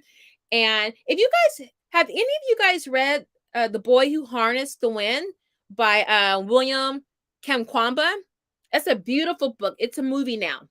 It's about a boy in Malawi. I think he's 10 or 11. And, there's a famine, drought. And he's trying to figure out how to generate electricity, and he kind of stumbled on it happenstance, and then he's like going through all these junkyards, scrap yards, trying to find all these little different parts. Anyway, he takes a bike, and he turns it into, he brings electricity to his village, and he eventually went off to Dartmouth in America. And shout out to our brothers from the motherland, especially the really, really bright ones. I went to a very large university, the top university. There was a lot of Nigerians there. The smartest kids. Oh my Lord. When immigrants, not Asians, Nigerians are at the top of academics. They don't play. But let me tell you, they come here and they stay here, which is what William did from The Boy Who Harnessed the Wind. And I think he started a little foundation back there, but that brain drain is real. So you gotta go back home and stay there and build and really just build, because the corruption is so bad. And and the corruption is very bad here, but you can't fight it if you're across the continent. So that was my only gripe, that I felt bad that he left and made his home in America, and I understand it. But it's always good to see successful people in your neighborhood, like in Fifth Ward and Third Ward in Houston. Like Fifth Ward, no, Beyonce's from Third Ward. But what I liked about the wards is that, at least back when I was growing up, everybody lived in the same area. So you had Black doctors, Black scientists, Black business people on the same street with Pookie and them, Ray Ray, Shaquafala. They're all on the same street. So the kids who didn't have a role model with their parents or their aunts and uncles, they had it with, Miss Cecilia over here, or Miss Barbara, or, Mr. David, or something like that. So they were still able to see successful people, at least the outside trappings of successful people. And every now and then one child that would influence. So it's always good if you're spectacular and you go to another country to get your education, just go back to your country and let the people see that role model to continue to encourage them. Because what happens is those foundations, like the one I worked at, the NGO, they start getting people from Europe that come in and they run it, and then you got a totally different thing than what you had originally. All right, so let me get back on topic. Crystal, here in Washington State. Ooh, I got some tea on Washington State. They are already trying to lower the age of mandatory reporting. There is no reason for it, but here we are. That is we might have to have a conspiracy side channel, because there are some things going on, and there's definitely a reason. And part of the they're not worrying about us, y'all. All us old folks, you 30 and up, they're not worrying about us. They want them babies. They want things to be normal for them so they can grow up in it and not question it. Kids are already used to wearing, the diaper on the face. Not my kids, but they're used to it. That, especially, just think if you're in kindergarten right now and that's all you know about school now. So now it becomes normal. Other things that they're doing in the schools is normal now. Certain things that they're teaching. Yeah, now it's going to be normal. So they start with them babies, because now they get that mind, and then they're set. Those formative years are very important. So yeah, they're not worrying about us. They want them. Crystal says we will have to fight every single slip. That's what it is. It's a slippery slope toward government control of homeschooling. There is a book. I gotta think of the name. Y'all, we need to have. Hey, y'all know I keep talking about those book clubs. We need to have a book club. I'm serious, because we need to have. I want to start with The Mindset by Carol Dweck, because you gotta get your mind right first, right? We're gonna have to do the book club. I'm gonna try to put something together, maybe starting in February. I mean that. And probably on Zoom. So if you guys want to jump in and talk, I think I can have up to 10 people on StreamYard. So I'm gonna play around with that and see how we can do that. But we got to start, talking this information out and sharing it. Dixiana, I like that name. In North Carolina, they had me send a college certificate to prove graduation to open a homeschool, and now have high school graduates, no college, as substitutes in schools. You know what? They were asking not janitors, but but someone like at that level to teach in the schools, because the teachers that didn't want to do the Jabberwocky that got fired, I guess the schools thought that they weren't going to leave, but the teachers did leave. Now they're asking everybody and their mama, you want to come teach 7th grade social studies? You want to come teach algebra? Meanwhile, you dropped out of school in 6th grade. Yo, it cannot. Is that a gnat? It can. When it's this bad, it is intentional. It is intentional. The standardized tests are to categorize your kids to see which kids are most likely for further indoctrination, aka college. Listen, that and the ASVAB. Is it ASVAB? Yeah, I think the ASVAB test. I took that test. Usually it's, I think, like the military. I think it's for the military. But everything, your kid is tracked from jump. Your kid is tracked from jump. And let me tell you, I was tracked when I was growing up. I was tracked. And of course, my parents didn't know nothing because my mom never even looked at my report card. I could have had all F's and I would have been just fine and not in trouble and not get no grounding because she never looked at my report card. She would just sign it when I had to turn it in, and she wasn't even looking at it when she signed it. She'd be smoking. That was when she smoked, but she did acupuncture, and then the next thing you know, she never smoked again. I think I was in 7th grade when she stopped smoking. But anyway, she would be doing, and then she just signed, wouldn't even look at it. I was the 3rd child, so I guess she was like, she'll be all right. Y'all, if you saw my report card, now I grew up in Texas. They weren't trying to hide nothing. Nothing. The tracking is real. It starts in 1st grade because kindergarten is not a requirement. They probably do it in kinder now, but the tracking starts and they have different little names for it. Now, my son, when he went off to school, he got a student ID number, and I think the ID number is supposed to be like 9 digits, but his was 10 digits. It was wrong. And so when we have to do something like to buy athletic tickets online, you have to put in your student ID number. It would never accept it. And so the school knew that it was wrong. My son just never took it into the front office to get it fixed because he never really needed to use it. But we knew it was wrong. So I was like, let me go up to the school and find out why he has an additional number in front of his ID. So I go up there. Now, mind you, the school already know me. They had known me the summer before he started school. Because very nice and polite. I'm very nice and polite. I'm a Southern woman. I know how to be very polite. But just with a hint of a dagger, a shank. And asking about the card. No. I'm sorry. This was I was already up at the school, but then after school started, I went in a few weeks later with the card with the number. They already knew me from summertime because my son, he was doing football practice there.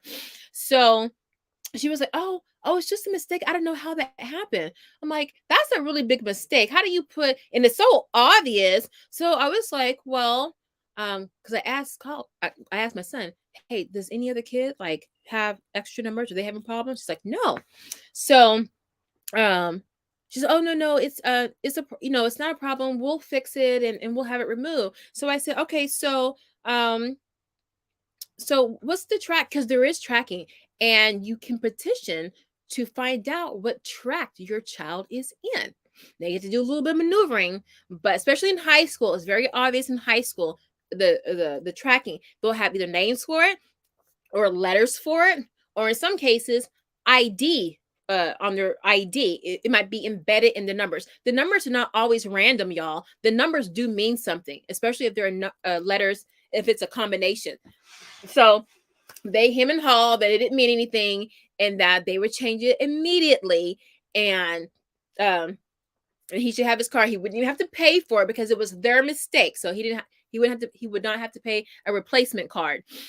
But I said, okay, well, but what's the tracking? What's the tell me the names of the tracking so I know what track he's been put in.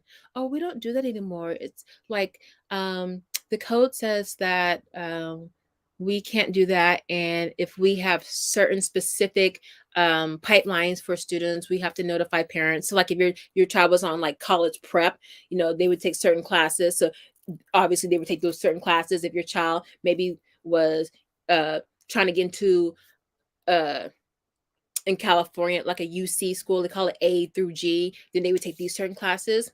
But so that's what she was trying to alert to. And I'm like, no. See, I stopped talking to her because this was over her head.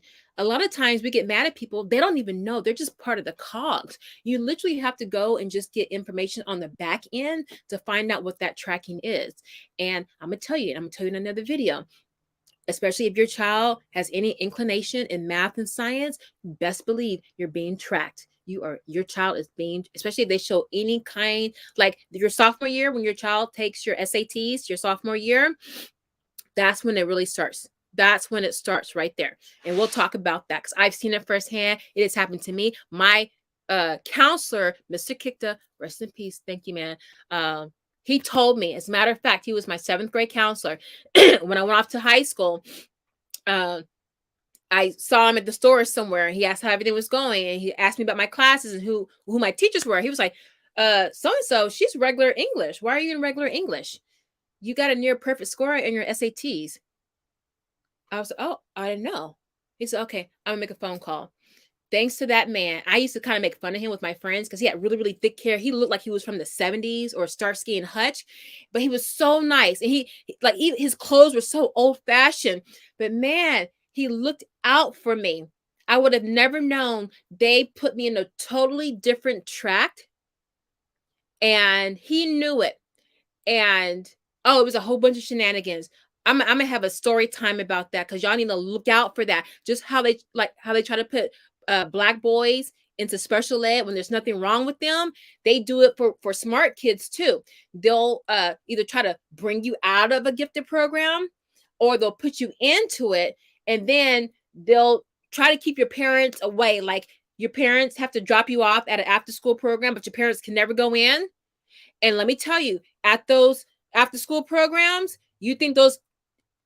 if you see a person there who is not a teacher at your school who is teaching, rest assured that person is from an organization. I have seen it.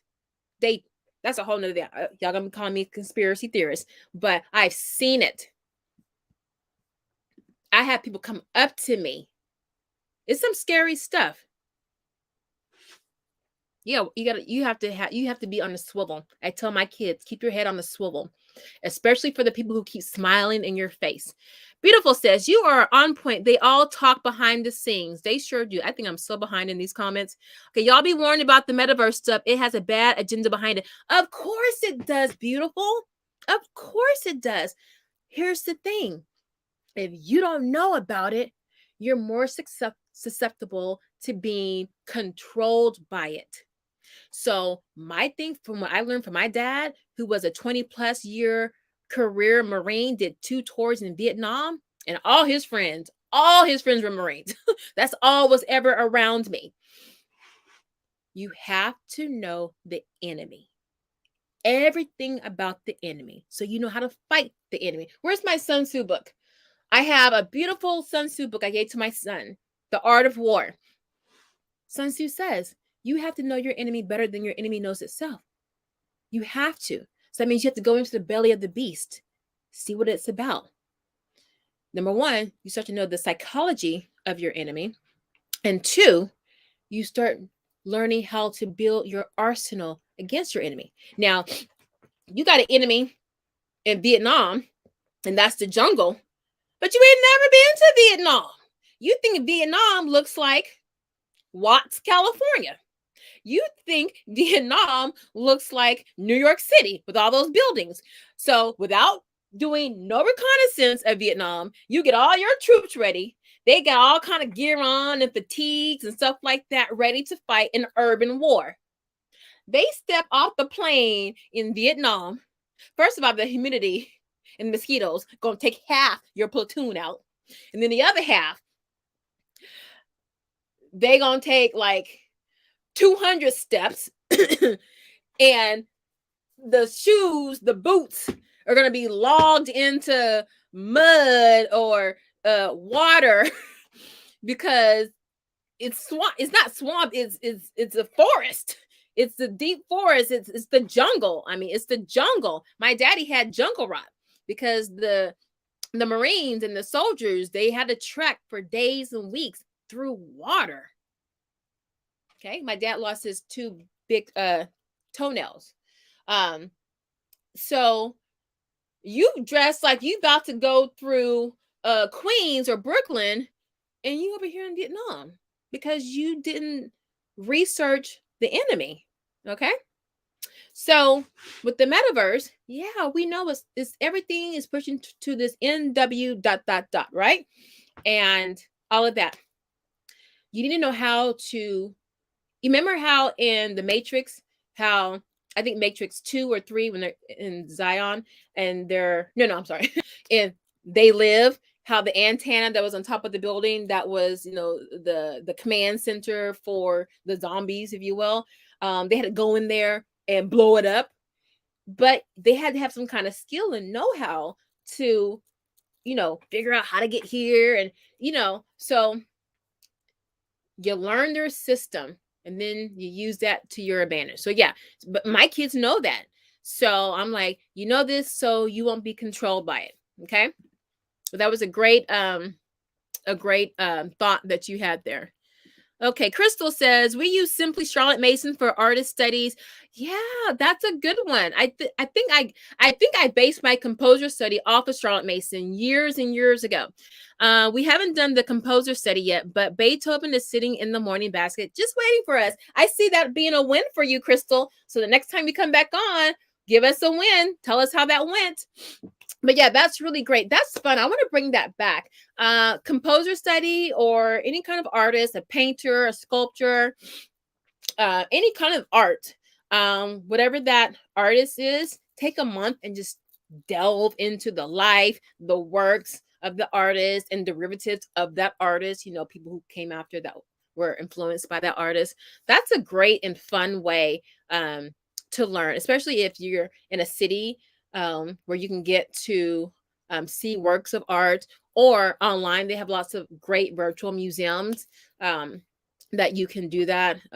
Also, the GrammyMuseum.com or Grammy.com, they have a wealth of information on their site as well. So lots of things you can do, lots of resources you can get that are free to help with your study.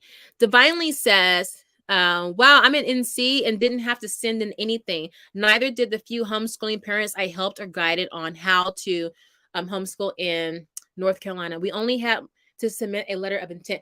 Here's the thing, y'all. I did a consultation 2 days ago, and the mom had problems with, actually had two, but one wasn't a real consultation, but the other one was withdrawing her kid from school. And the school was like, you ain't doing it. She didn't know the law. Well, she didn't know the code. There's an education code for each state, right? And then you have law. But for dealing with the school specifically, you're going to deal with the code for your state. So in my state, it's the California Department of Education code. Okay. And you want to know what they can and can't do, because that gives you all the power. I made it a point to know all the hot spots, to know that stuff cold, make a printout and just keep it with me. And a lot of times these people working at the desk, they don't know. My superintendent of our district, back when my son, he has special needs and he was in a district and we had our meeting. He came to one of our meetings. A superintendent never goes to an IEP. He was at ours because he already knew me, because the advocate that I had was well known in my city. He knew her and knew she was going to be there. And once he got there, he said to the principal, don't say anything, because they don't know. This is the principal. He doesn't even know, because anything that they say, and remember, everything's recorded. You always record everything, especially if you have an IEP. You record everything. They say so many things that are libel because they don't know, because they know you don't know. So a lot of times, if you've had IEPs, any kind of meeting, or if you has a 504 plan, whatever, there are so many things that the teacher, the counselor, the principal, they're saying so many things that are wrong, either out of ignorance or malice. That's wrong. It's wrong. And if you took it up to arbitration, or eventually to well, I guess different states, they have different things for it, but basically, if you're going in front, if you're having an arbitrator, and then you take it to the next step, you can sue the school. But what they do, like they did with us, they just give us everything that we want because they messed up. And see, what happens is, every school district has this, and every state has to log this. Whenever there is a claim against a school, a breach of contract, basically, where they violate your kids' free and appropriate education. That's the buzzword. When that's in violation, it's recorded, and then the violation is recorded, the school, and some other information. But it's a database. It's public information. It's a database, and it lists all of it for all the school districts. You can get it for everything, every school in your state, and you can see, and you'll start to see what schools, for those who report it, are messing up. And you'll see over and over the same issues, withholding information. Okay, just blatantly saying you can't do something when you can. Usually it's them saying you can't do something, right? So, but if you knew the law, you could get a, you have the power. Or if you're like me, I know the law. I know they don't know the law. So I sit back in the cut waiting for them to make their mistake, because I pretend like I don't know the law, waiting for them to put their foot in their mouth, because I'm like, oh, that's going to cost you. Oh, that's going to cost you. Let me see where I want to get my son. How much therapy, extra free therapy do I want with this very expensive occupational therapist across town? Let me see. Let me go ahead and give her a call or write down so I can see if I can get in about 2 months. They don't know. So with what's happening, Divinely Planted and Dixania, they tell you anything because they know you're not going to check. So let me tell you, if y'all don't learn anything from me, let me school y'all on something. Now, Carmen, I'm not gonna say her last name. She's retired now, and she lives in Tennessee. She had a nickname. She was the Bulldog. Something. There's little extra little words. She was Dutch, so I don't know how to say that the other word. She was a bulldog in the special needs community, and let me tell you, she would run. She wasn't a lawyer. She wasn't an advocate, but she would run circles around these school districts. They were terrified of her, and I saw her work firsthand. And she was so nice and polite about it, though. That was the thing. She was very disarming. She was very pretty, and she had a little accent, and she would just dagger you. And she told me, because I remember I was pregnant with my third child. I was in graduate school working on my capstone, and my son had just been diagnosed with autism. And she said, because I was like, at first I was with a special education lawyer, and baby, that $100 phone call that lasted 5 minutes was getting old. So I was like, I got to learn at least the basics so I can stop calling Esquire and paying all this money. So she said, stop looking at those laws. You go to the California Department of Education, and there are 3 categories that are going to pertain to you that you learn inside and out. You copy and paste it, you print it out, and you sit in the car, in line at the grocery store, just read it over and over and over again. And it pertains to, there's 3 categories. And I have another video, and I'll tell you what all those are, because I forgot 2 of them. But there's 3 main categories, and it really doesn't matter what state you're in, because there are 3 main categories that the schools mess up on, and some of it's deliberate, some of it is not. The main one is keeping you in school when you want to escape. keeping you in school. Denial of services, when you're definitely guaranteed services, right? And then this wouldn't be denial of services, but when you want something that you have earned, not earned, but when you're, like for me, when I was in regular classes and I was supposed to be in honors classes, and they were saying, oh, well, you can't be in this class because this, and that. But it was totally wrong. If you want to get your child in a gifted program and they say, oh, well, you have to take this test. Okay, maybe you didn't know about that. Or maybe you took the test and your child didn't do well, but you know your child should be in the gifted program. Do you know you can get your child in that gifted program? It don't matter what they say. Because the code, that's a whole nother issue. But you see what I'm saying? So everybody has different answers for this, for one thing. So when you're trying to do anything homeschooling in your state, first first go to Homeschool Legal Defense Association. Click on your state. Hold on, I'm going to send you the link right now, because that is the easiest. It's the most well-written, most user-friendly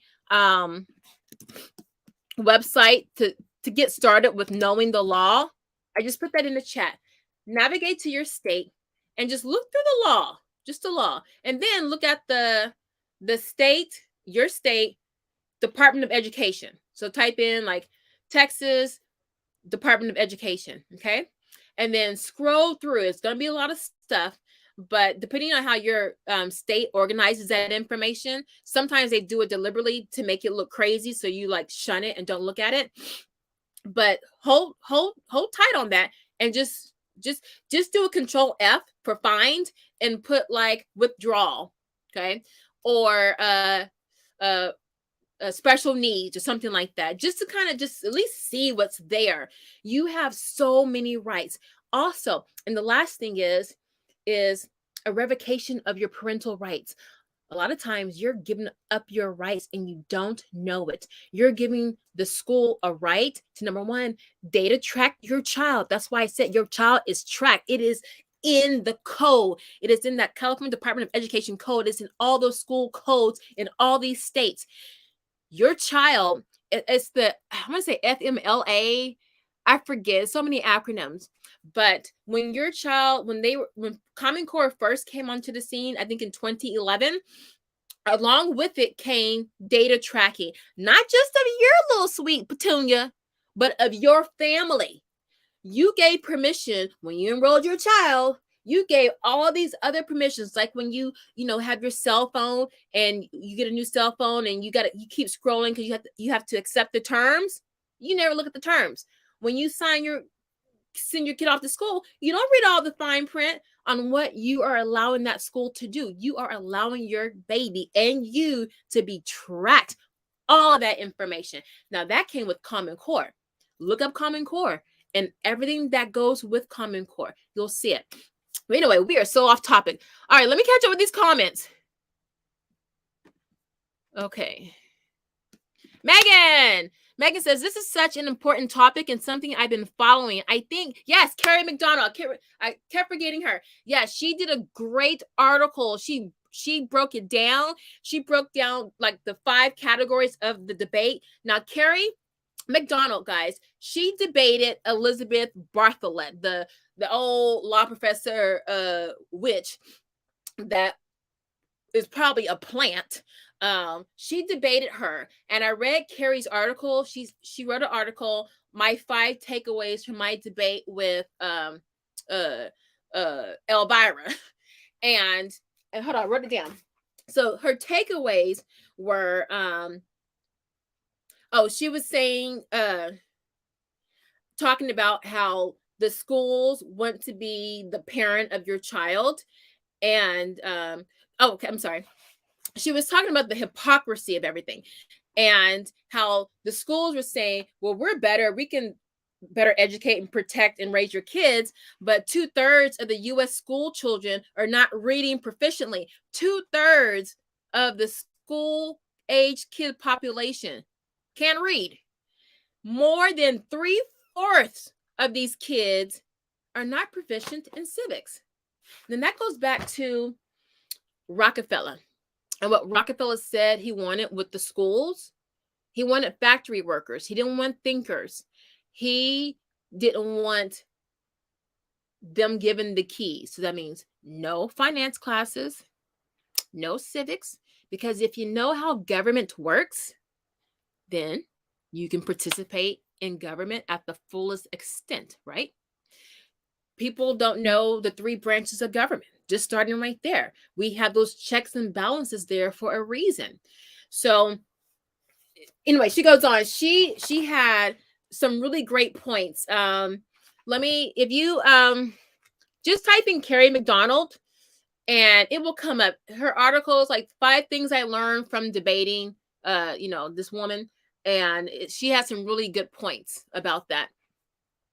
Okay, just passing through. I'll catch the replay. All right, thanks, Divinely Planted. Thanks for stopping by. Yes, Crystal, the Tuttle twins. I think I did my video on the Tuttle twins, or I did a book haul on the Tuttle twins. My girlfriend Karen, you don't mind if I say your name, Karen, right? She put me onto it, and they have the books, and they have an audio. They have audio versions of that. The Tuttle twins have a book based on the teachings of John Taylor Gatto. It favors homeschooling. I read it again to my kiddos just before we embarked on this year, our first year of homeschooling. That's a win, Crystal. What a wonderful way to start off your kids with homeschooling. As a matter of fact, Connor Boyack, he's the creator. Get on the mailing list. I'm going to show you, excuse me, because he sends things every week. And Lord, let's see. Oh my goodness, Connor. Okay, yeah. So Connor, hold on. My real name is showing. Let me see if I can hide that. Yep, I can. Yeah, this is the latest one. This came out yesterday. Y'all see that? Taxation isn't theft. It is. It's not what you think it is. Wait, you can't see that. Anyway, but the Tuttle twins, it's a book series. I think there are 12 books, and there are other different categories. They have things for teens. The books are for everybody, but they have lots of different educational materials, and each book has a theme. And wait, do I have it? I started moving some books in here. You know, I think I might go live on Sunday before the playoffs, and we'll talk about that book, those books. But anyway, with the Tuttle twins, so each book has a theme. One of the books, and John Taylor Gatto, he either did the foreword or he wrote a little introduction or something on I think 1 or 2 of the books, but he features, especially his philosophy features, you can feel the underpinnings of John Taylor's philosophy, or just his underpinnings for education. You can see it in the Tuttle Twins series. They have a book on the creature from Jekyll Island. That's why I bought it, for that very reason. It's amazing. That is a great way to help teach your children how to question, and they learn about finances. They learn about civics. They learn about what else they learn? Well, it's 12 books. This is so much, guys. There's so much. But definitely check that out, the Tuttle twins. See, I need you to start a book club for homeschool. Listen, I think I said that. I keep saying I'm going to do a Patreon or something like that. I just got to sit down and really put my head to it. But I am serious about the book club, because the more that we get together and then bounce these ideals off, it's armor. It's armor for you guys, right? It's armor for all of us. So then you go out into the field, and then you get tested by friends, teachers, people from the homeschool co-op, people in your community. Then you come back to the book club and you share your experiences. And then we talk about it. It doesn't just have to be like a book club. It could just be our knockout tribe. And then, we have book club discussions.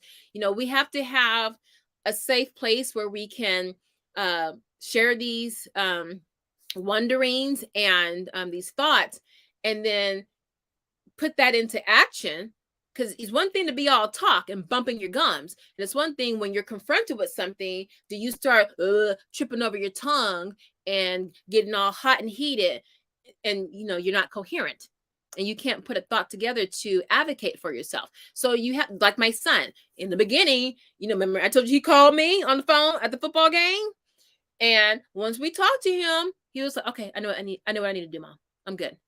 He was good. He found his voice. Now he knows, because listen, your kids, you can give them all this teaching and everything. They go into wherever they go and they hear something and they're kind of tested. What's the first thing that happens? Your temperature rises, right? You get clammy, or your breathing gets shallow. You got to tell them all the physical things, the physiological things that happen to your body. And then you have to overcome that heavy tongue. And you have to be able to speak clearly and with confidence so they know you're serious. And that takes time and practice. That is a skill. That's why you have to role play with your kids. When your kids are upset and they're fighting or they yelling at you, whatever, that's the time to test them. Okay, I see you're breathing hard, and I see your chest heaving. Okay, tell me again. But slowly. They're yelling. Okay, you got to be calm though. Okay, it's teaching them how to respond, not react. Listen, you got to do it over and over again. Like when your kids, you're trying to get them to eat broccoli or some food they don't like, they say you got to present it to your kid about 70 times, 70, before on the 71st time, they'll eat it. In the mornings, when I drive my child to school, we listen to David Goggins, Eric, the hip hop preacher, anything on Tim Bilyeu's channel, and motivations, like Motivation Versity, all of these things. So he can just by osmosis hear these things and start to develop his own script for what he wants to say. Because once they get into their own world where you're not around, they have to be able to overcome how their body's feeling, how they're getting. And so when you're doing all this, you start to react, and then everything crumbles. So it's having that executive functioning skill, which is metacognition. Y'all, I did a video on that. I think I'm wearing a black top and my hair's in a bun and there's like a white door behind me. I talk about that. And I talk about how the top executives, captains of industry, they pay $5,000-$10,000 on seminars to learn about executive functioning. This right here. They pay big money to learn stuff like this, regulation. Okay? That's how important it is. So you can teach all this stuff to your kids, but when they get out there, if they don't have control over all this, your kid is gonna and go along to get along, okay? So you role play with them, deliberately antagonize them, okay? So they get all that practice with you. All right, yes, but beautiful. We do need to have a book club. We need a life club. All right, so let me see. Can you pin the books, please? Oh, which books? The Tuttle Twins? The Tuttle Twins? I can put it in the... I need to go... Wait a minute. Is this it? I got it right here. Hold on. Here we go. Hold on. Don't look at my butt. Hold on, y'all. Remember I said I was trying to organize this room. This is the Tuttle Twins, okay? Now look, which one has John Taylor?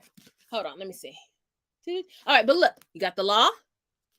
Now look, don't be put off by the cartoon stuff. This is for everybody and grown-ups.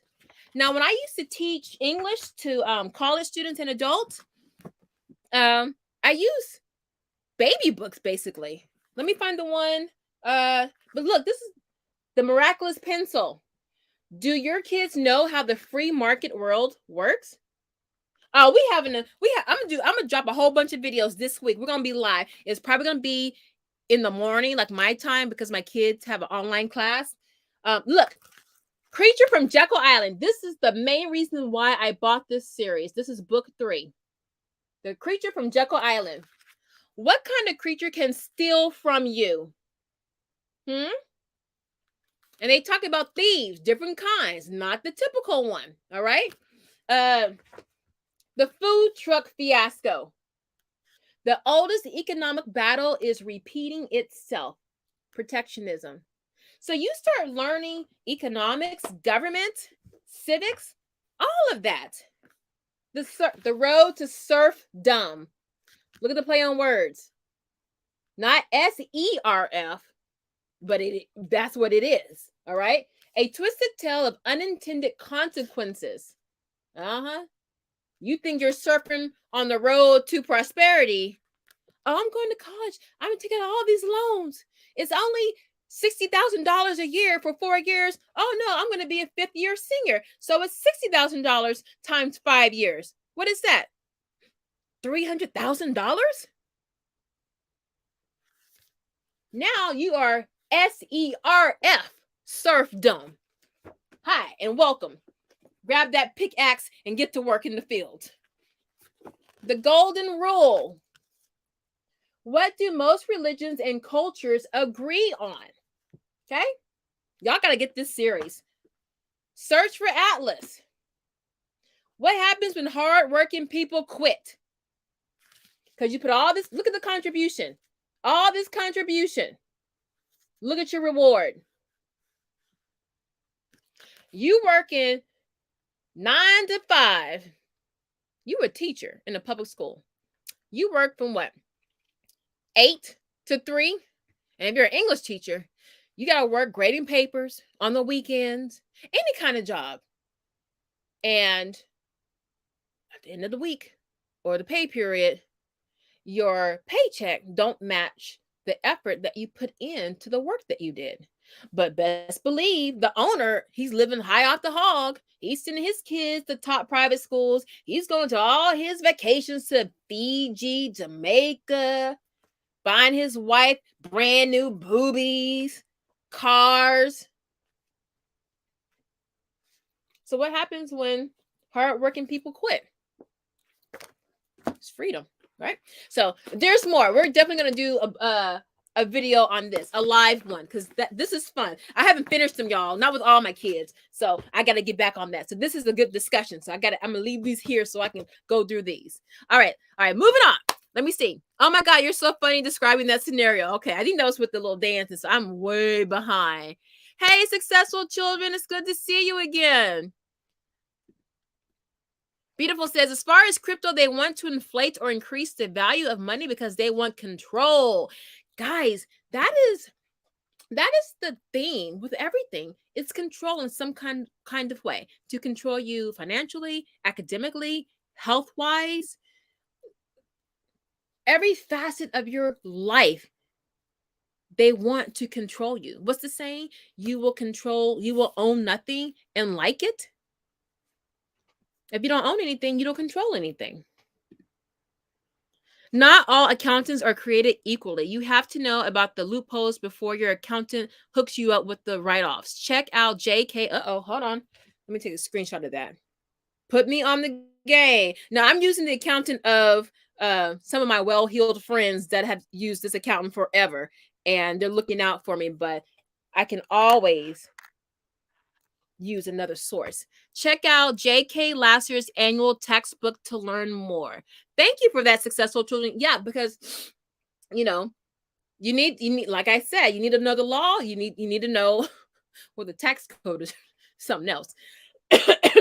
But I need to know more. But the thing is, everything's new. Everything is new because they're making it up as they go. All right, let's see. Crystal says, The Boy Who Harnessed the Wind is Enlightening Literature Grade 4. We'll be reading next year. Oh, that's great. That's a great book. Now, they have 2 versions. They have the young readers version, which is what I read with my kids. Well, actually, my 5th grader is reading it right now. And then there's the regular one, and it's longer. It's longer. So the one that is the young readers version, I think ties in more with the movie, I want to say. Yeah, I think it ties in more.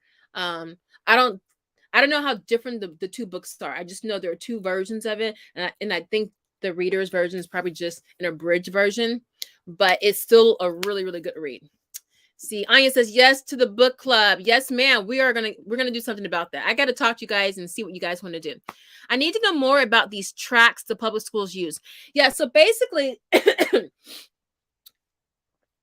you know how you have this is the best way I can explain it. You know how you have a sieve with all the holes, a container with all the holes in it, and say you're trying to sift flour, or maybe you have rice, and the rice there might be some little rocks in it, so you want to just shift it out, and so you have the best of what you want, and everything else that you don't want falls through. That's kind of like the track. So say you have track A, B, and C. A is regular, B is advanced, C is honors. Okay, that's just one version. Another could be the troubled kids or the rebellious kids. Do you know in a lot of school policies, they talk so much about compliancy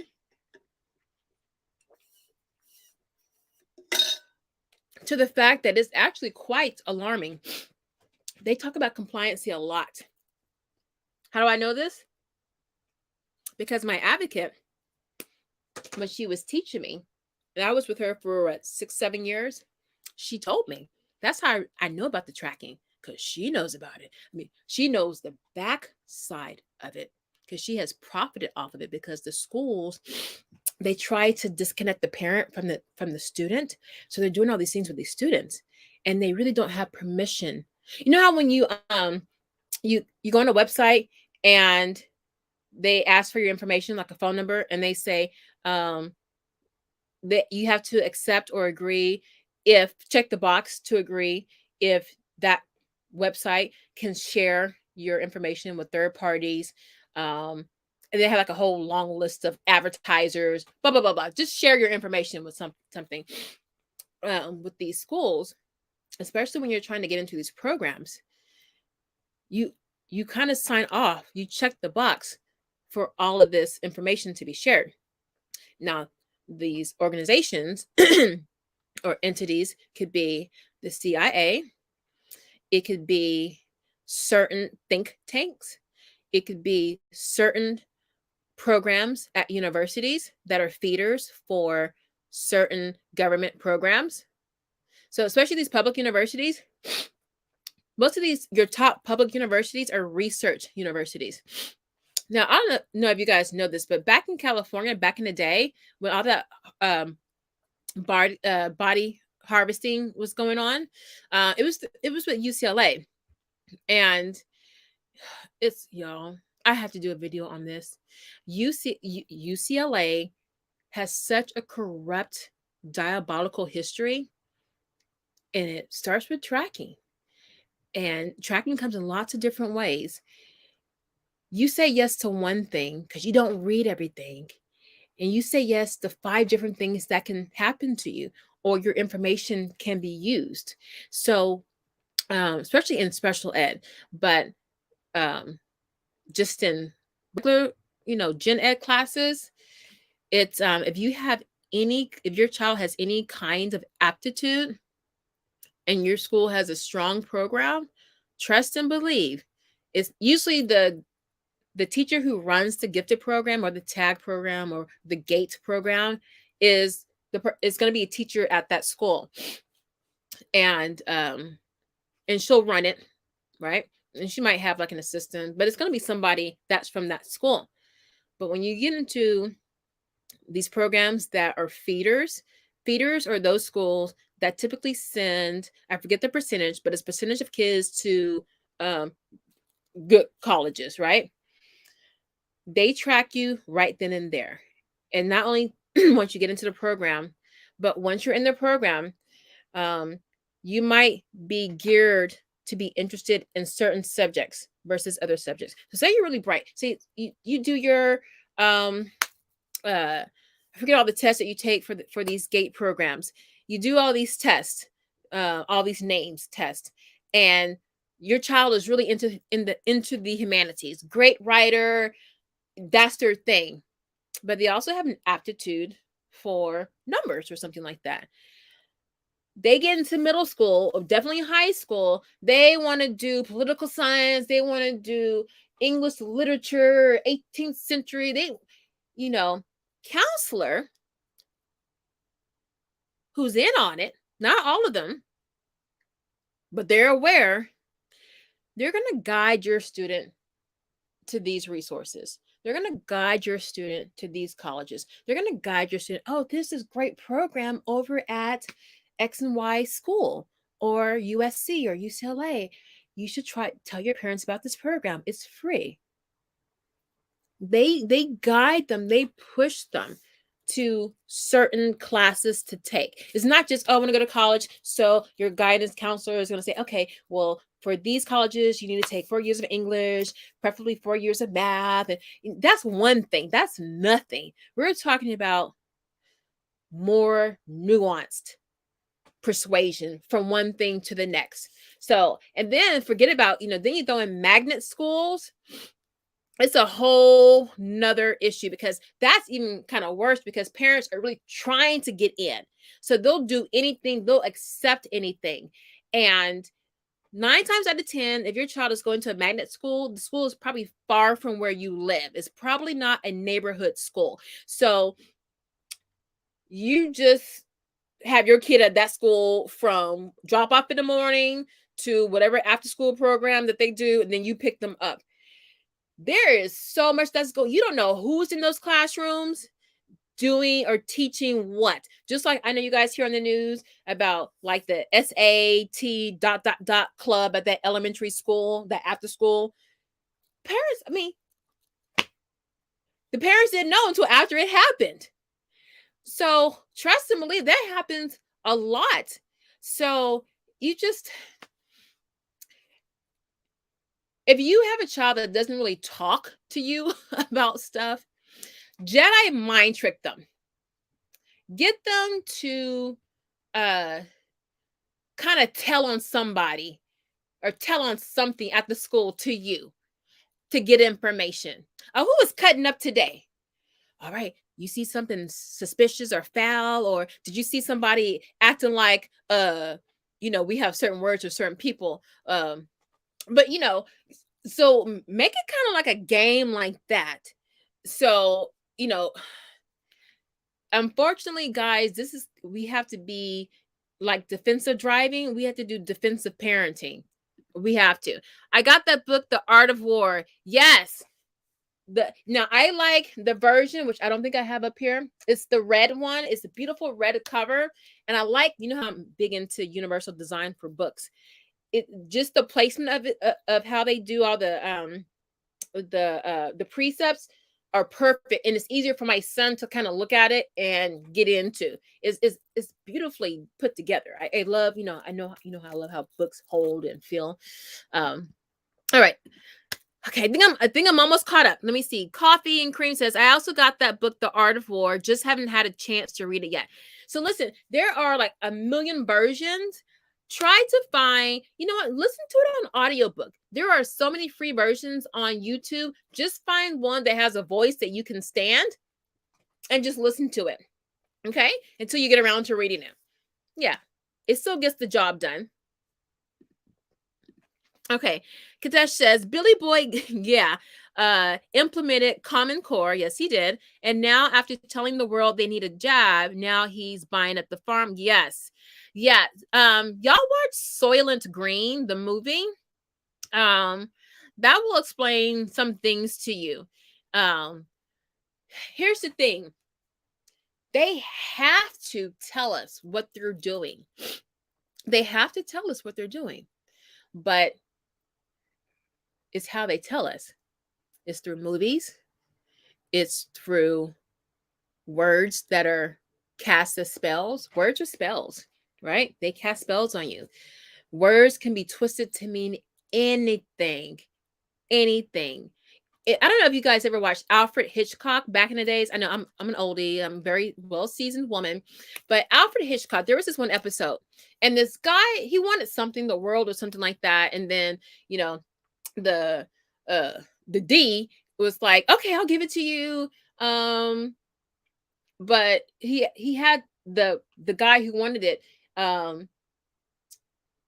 What he asked for seemed simple. It was a very simple request, but he wasn't specific about it. So basically, it was something like, "Oh, I want, let's just say, $5 million and a beautiful woman to go with it." The big D says, "Fine, you got it. Tomorrow when you wake up, you'll have it." So he wakes up, and I'm improvising. This is not how it happened. He wakes up, got the money in his bank account. He's like, cool, I'm set. Gets a phone call. Oh, so and so passed away, and you got $100,000. Cool. He didn't really care for the person. It was like an aunt he'd never seen, but he got the money. That wasn't anything bad. Cool. Goes on the next day. Gets into a car accident. He's kind of hurt, but he gets insurance money. That's $500,000. Okay, so he's getting his $5 million piecemeal. Then some time goes by, and you see what's happening here, right? Because he wasn't specific on how he wanted to get that money. Then I think like his mom, somebody close to him, died. No. Something happened to him, and he was paralyzed. And he got a final payout, which would have given him $5 million. But he was paralyzed in a wheelchair. Now, the woman, he got the beautiful woman. She was the nurse. No, this is in my mind. She was the nurse that, because he was like a invalid or a paraplegic. So she was the caretaker that would push him in the wheelchair. He could never see her because he couldn't turn. Now, this is not what happened to Alfred Hitchcock. This is just in my mind. I'm making this up.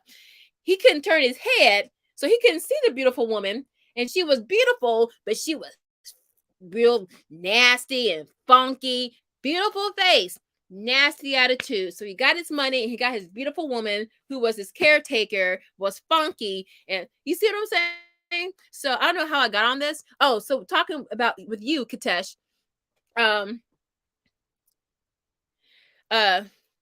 Yeah, you got to be careful what you ask for, right? Everybody that was eating plants was like, oh, we love this. This is great. We can have burgers and lasagna and steak and all of this. They weren't specific with what they wanted. And now you got Kill Bill, trying to control everything.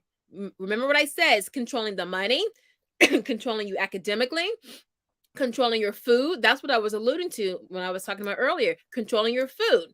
So yeah, well, watch Soylent Green. Great. That was a great comment, Steph. Katesh. All right, let's move on. Beautiful. How long have I been on here? 7:43. Oh, Lord. Okay. This tracking system sounds like a movie TV series my daughter watched, The Unlisted on Netflix. Oh, that sounds interesting. Let me write that down. The Unlisted. Yeah, y'all just do some Googling. Google tracking in schools. Grab yourself a snack and something to drink. It is a rabbit hole, but it's true. And I have firsthand, Unlisted? I have firsthand experience on Netflix. And I have a credible source who was involved in it for years, my advocate, because she put me on the game. Because you know what?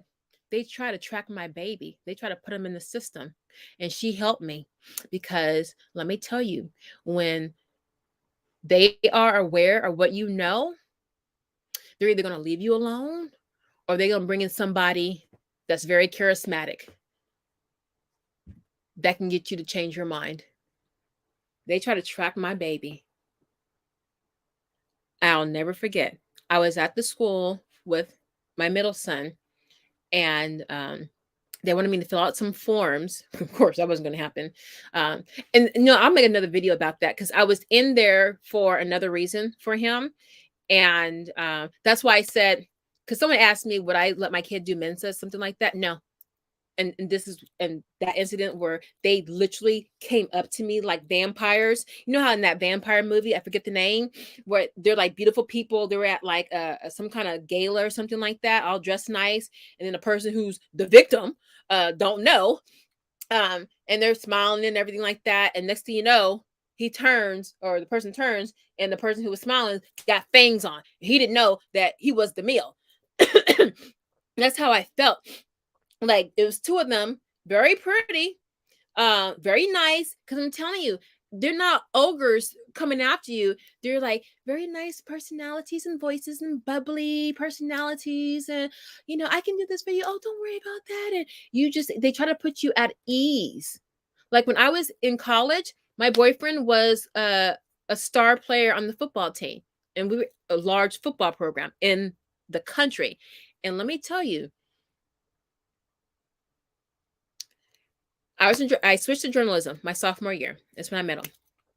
My professor was a former journalist, and there was some payola going on at my school, and I saw it because of my boyfriend and all the players that were around him, and some of it was disturbing to me. So I told my professor, we wrote an expose on it. We wrote an expose. It was payola. And I got very scared. You want to know why? The head football coach at the time, he was from the North. And a lot of the boosters didn't like him because he was a Yankee. He's very polished. And, in the South, football is masculine. It's, it's, no questions asked. You cuss. It's not polished because that's not manly. And he was all the opposite of that. So he didn't have a lot of people that liked him. And so, anyway, I didn't want to tell it. I'll just say this. He sided with me. My life was threatened because of some things that I saw. And one of the players, he's retired now, but he played in the NFL. He had my back. And if he didn't have my back, I would have probably had to leave the school and go to another school. But that coach, he kind of saved my bacon because he knew what was going on. And I confided in him about the article I was writing with my professor. And he told me, first of all, he was like, you should know better as a Black girl in the South. He was just straight up. He's like, you should know better. And I was like, okay. But he told me, because he knew who was coming after me. And he told me what I needed to do. And then he talked to my professor. I was upset that he did that because my professor was mad at me because I wasn't supposed to say anything. I couldn't hold it in. And we had to kill the story. I was working at a sports station, the largest one in that city. And I lost my internship like a week later. I lost it because of that. And yeah. So and see, back then, no one pulled me aside and told me these things. No one. And I was angry because I was just a sitting duck, not knowing all these forces that are in play. And I don't even know how we got on this, the tracking system. But yeah, it spills into so many different things. But let me tell you, they are watching you. They'll send people. I know where I was going. They will send people to you. Anyway, I'm getting off point. But let me tell you, they'll come at you, and if you don't know, you don't know, then you're gonna fall for anything. You're gonna be scared, and you're gonna run. And I've been in some things, y'all, in my life. I've been in some things. All right. At this point, we have to protect the children at all costs. Yes, let me get back on point. Hey, Black Queen, it's good to see you. It's good to see you. All right. Billy Boy owns, Beyond Meat. And does he? Because Beyond Meat is in my neck of the woods. And one of the owners lives in my neighborhood. So I don't know, maybe he sold it, but that's a whole nother thing right there, because you have small companies that, they have good practices or good intentions, and then, they sell it or sell part ownership of their company, and then there you go. Everything's contaminated. All right, I think I'm caught up. All right, that KFC vegan meat is fake printed meat. Yeah, they're doing 3D printing of meat. They're doing all kinds of stuff. Look, y'all, if y'all want to go into the largest rabbit hole, go to BitChute, go to Telegram. You'll you'll you'll be there until you're 50. So, but anyway, so I just wanted to just I just want you to be aware. It's good to have these raw stories. Always be looking for the other shoe. Always be asking why, okay? They put stuff out to test people's reactions, to test how things, just to test things before they do the real thing. So just be aware. As soon as I read that, I was like, all right. Let me go ahead and look under the hood when I have some time, because I know from that other article what was said, and not just that article, just in general. I know how people have felt, people in higher education and politics. I know how they have felt about homeschooling. In California, we have been fighting against proposed laws. Proposed House resolutions almost every year. We're always battling here. So I know the sentiment that people have, some people have with homeschooling. So to hear something like that, I was like, okay. So I just, not to be downer, just take that information. It's good. Just keep the other eye open. Okay. That was it. So basically a 2-hour, wait, where's my time? Man, StreamYard has arranged everything. Oh, so 2.5, oh my gosh, almost 3 hours. So 3 hours for a PSA to basically read between the lines, y'all. Read between the lines. When they say go left, go right. When they say look down, look up. Oh, watch that movie. Don't look up. Okay? That's all it is. So any questions, comments, wonderings before I get out of here? We're definitely going to go live and talk about this. Okay, I really want to talk about this. I love this series, and shout out to my girlfriend who put that in my lap. All right, I got a couple more comments, and then we're gonna wrap it up. Okay, Kill Bill is involved with, what is that? So the SEL survey company. I've never heard of them. Data mining the kids. Yeah, so the data mining is real. It is definitely real, and it starts from jump. And now it's not just you, your child, it's you now. So the net is cast wider. It used to be just your child. Now it's you. My lips feel crusty. Oh, y'all didn't tell me my lips were dry and crusty. Hold on. I can't talk like this. I don't have a napkin. Where's my moisturizer? I have nothing. Oh, here we go. Yeah. I was wondering why my lips felt gooey. Yeah. SEL survey company. All right. Y'all look that up. Just because his name ain't on it, don't mean he don't have his dirty hands in it. And that's for anything, guys. Anything at all. Buildings, schools, companies. So many people have shells of shells of shells.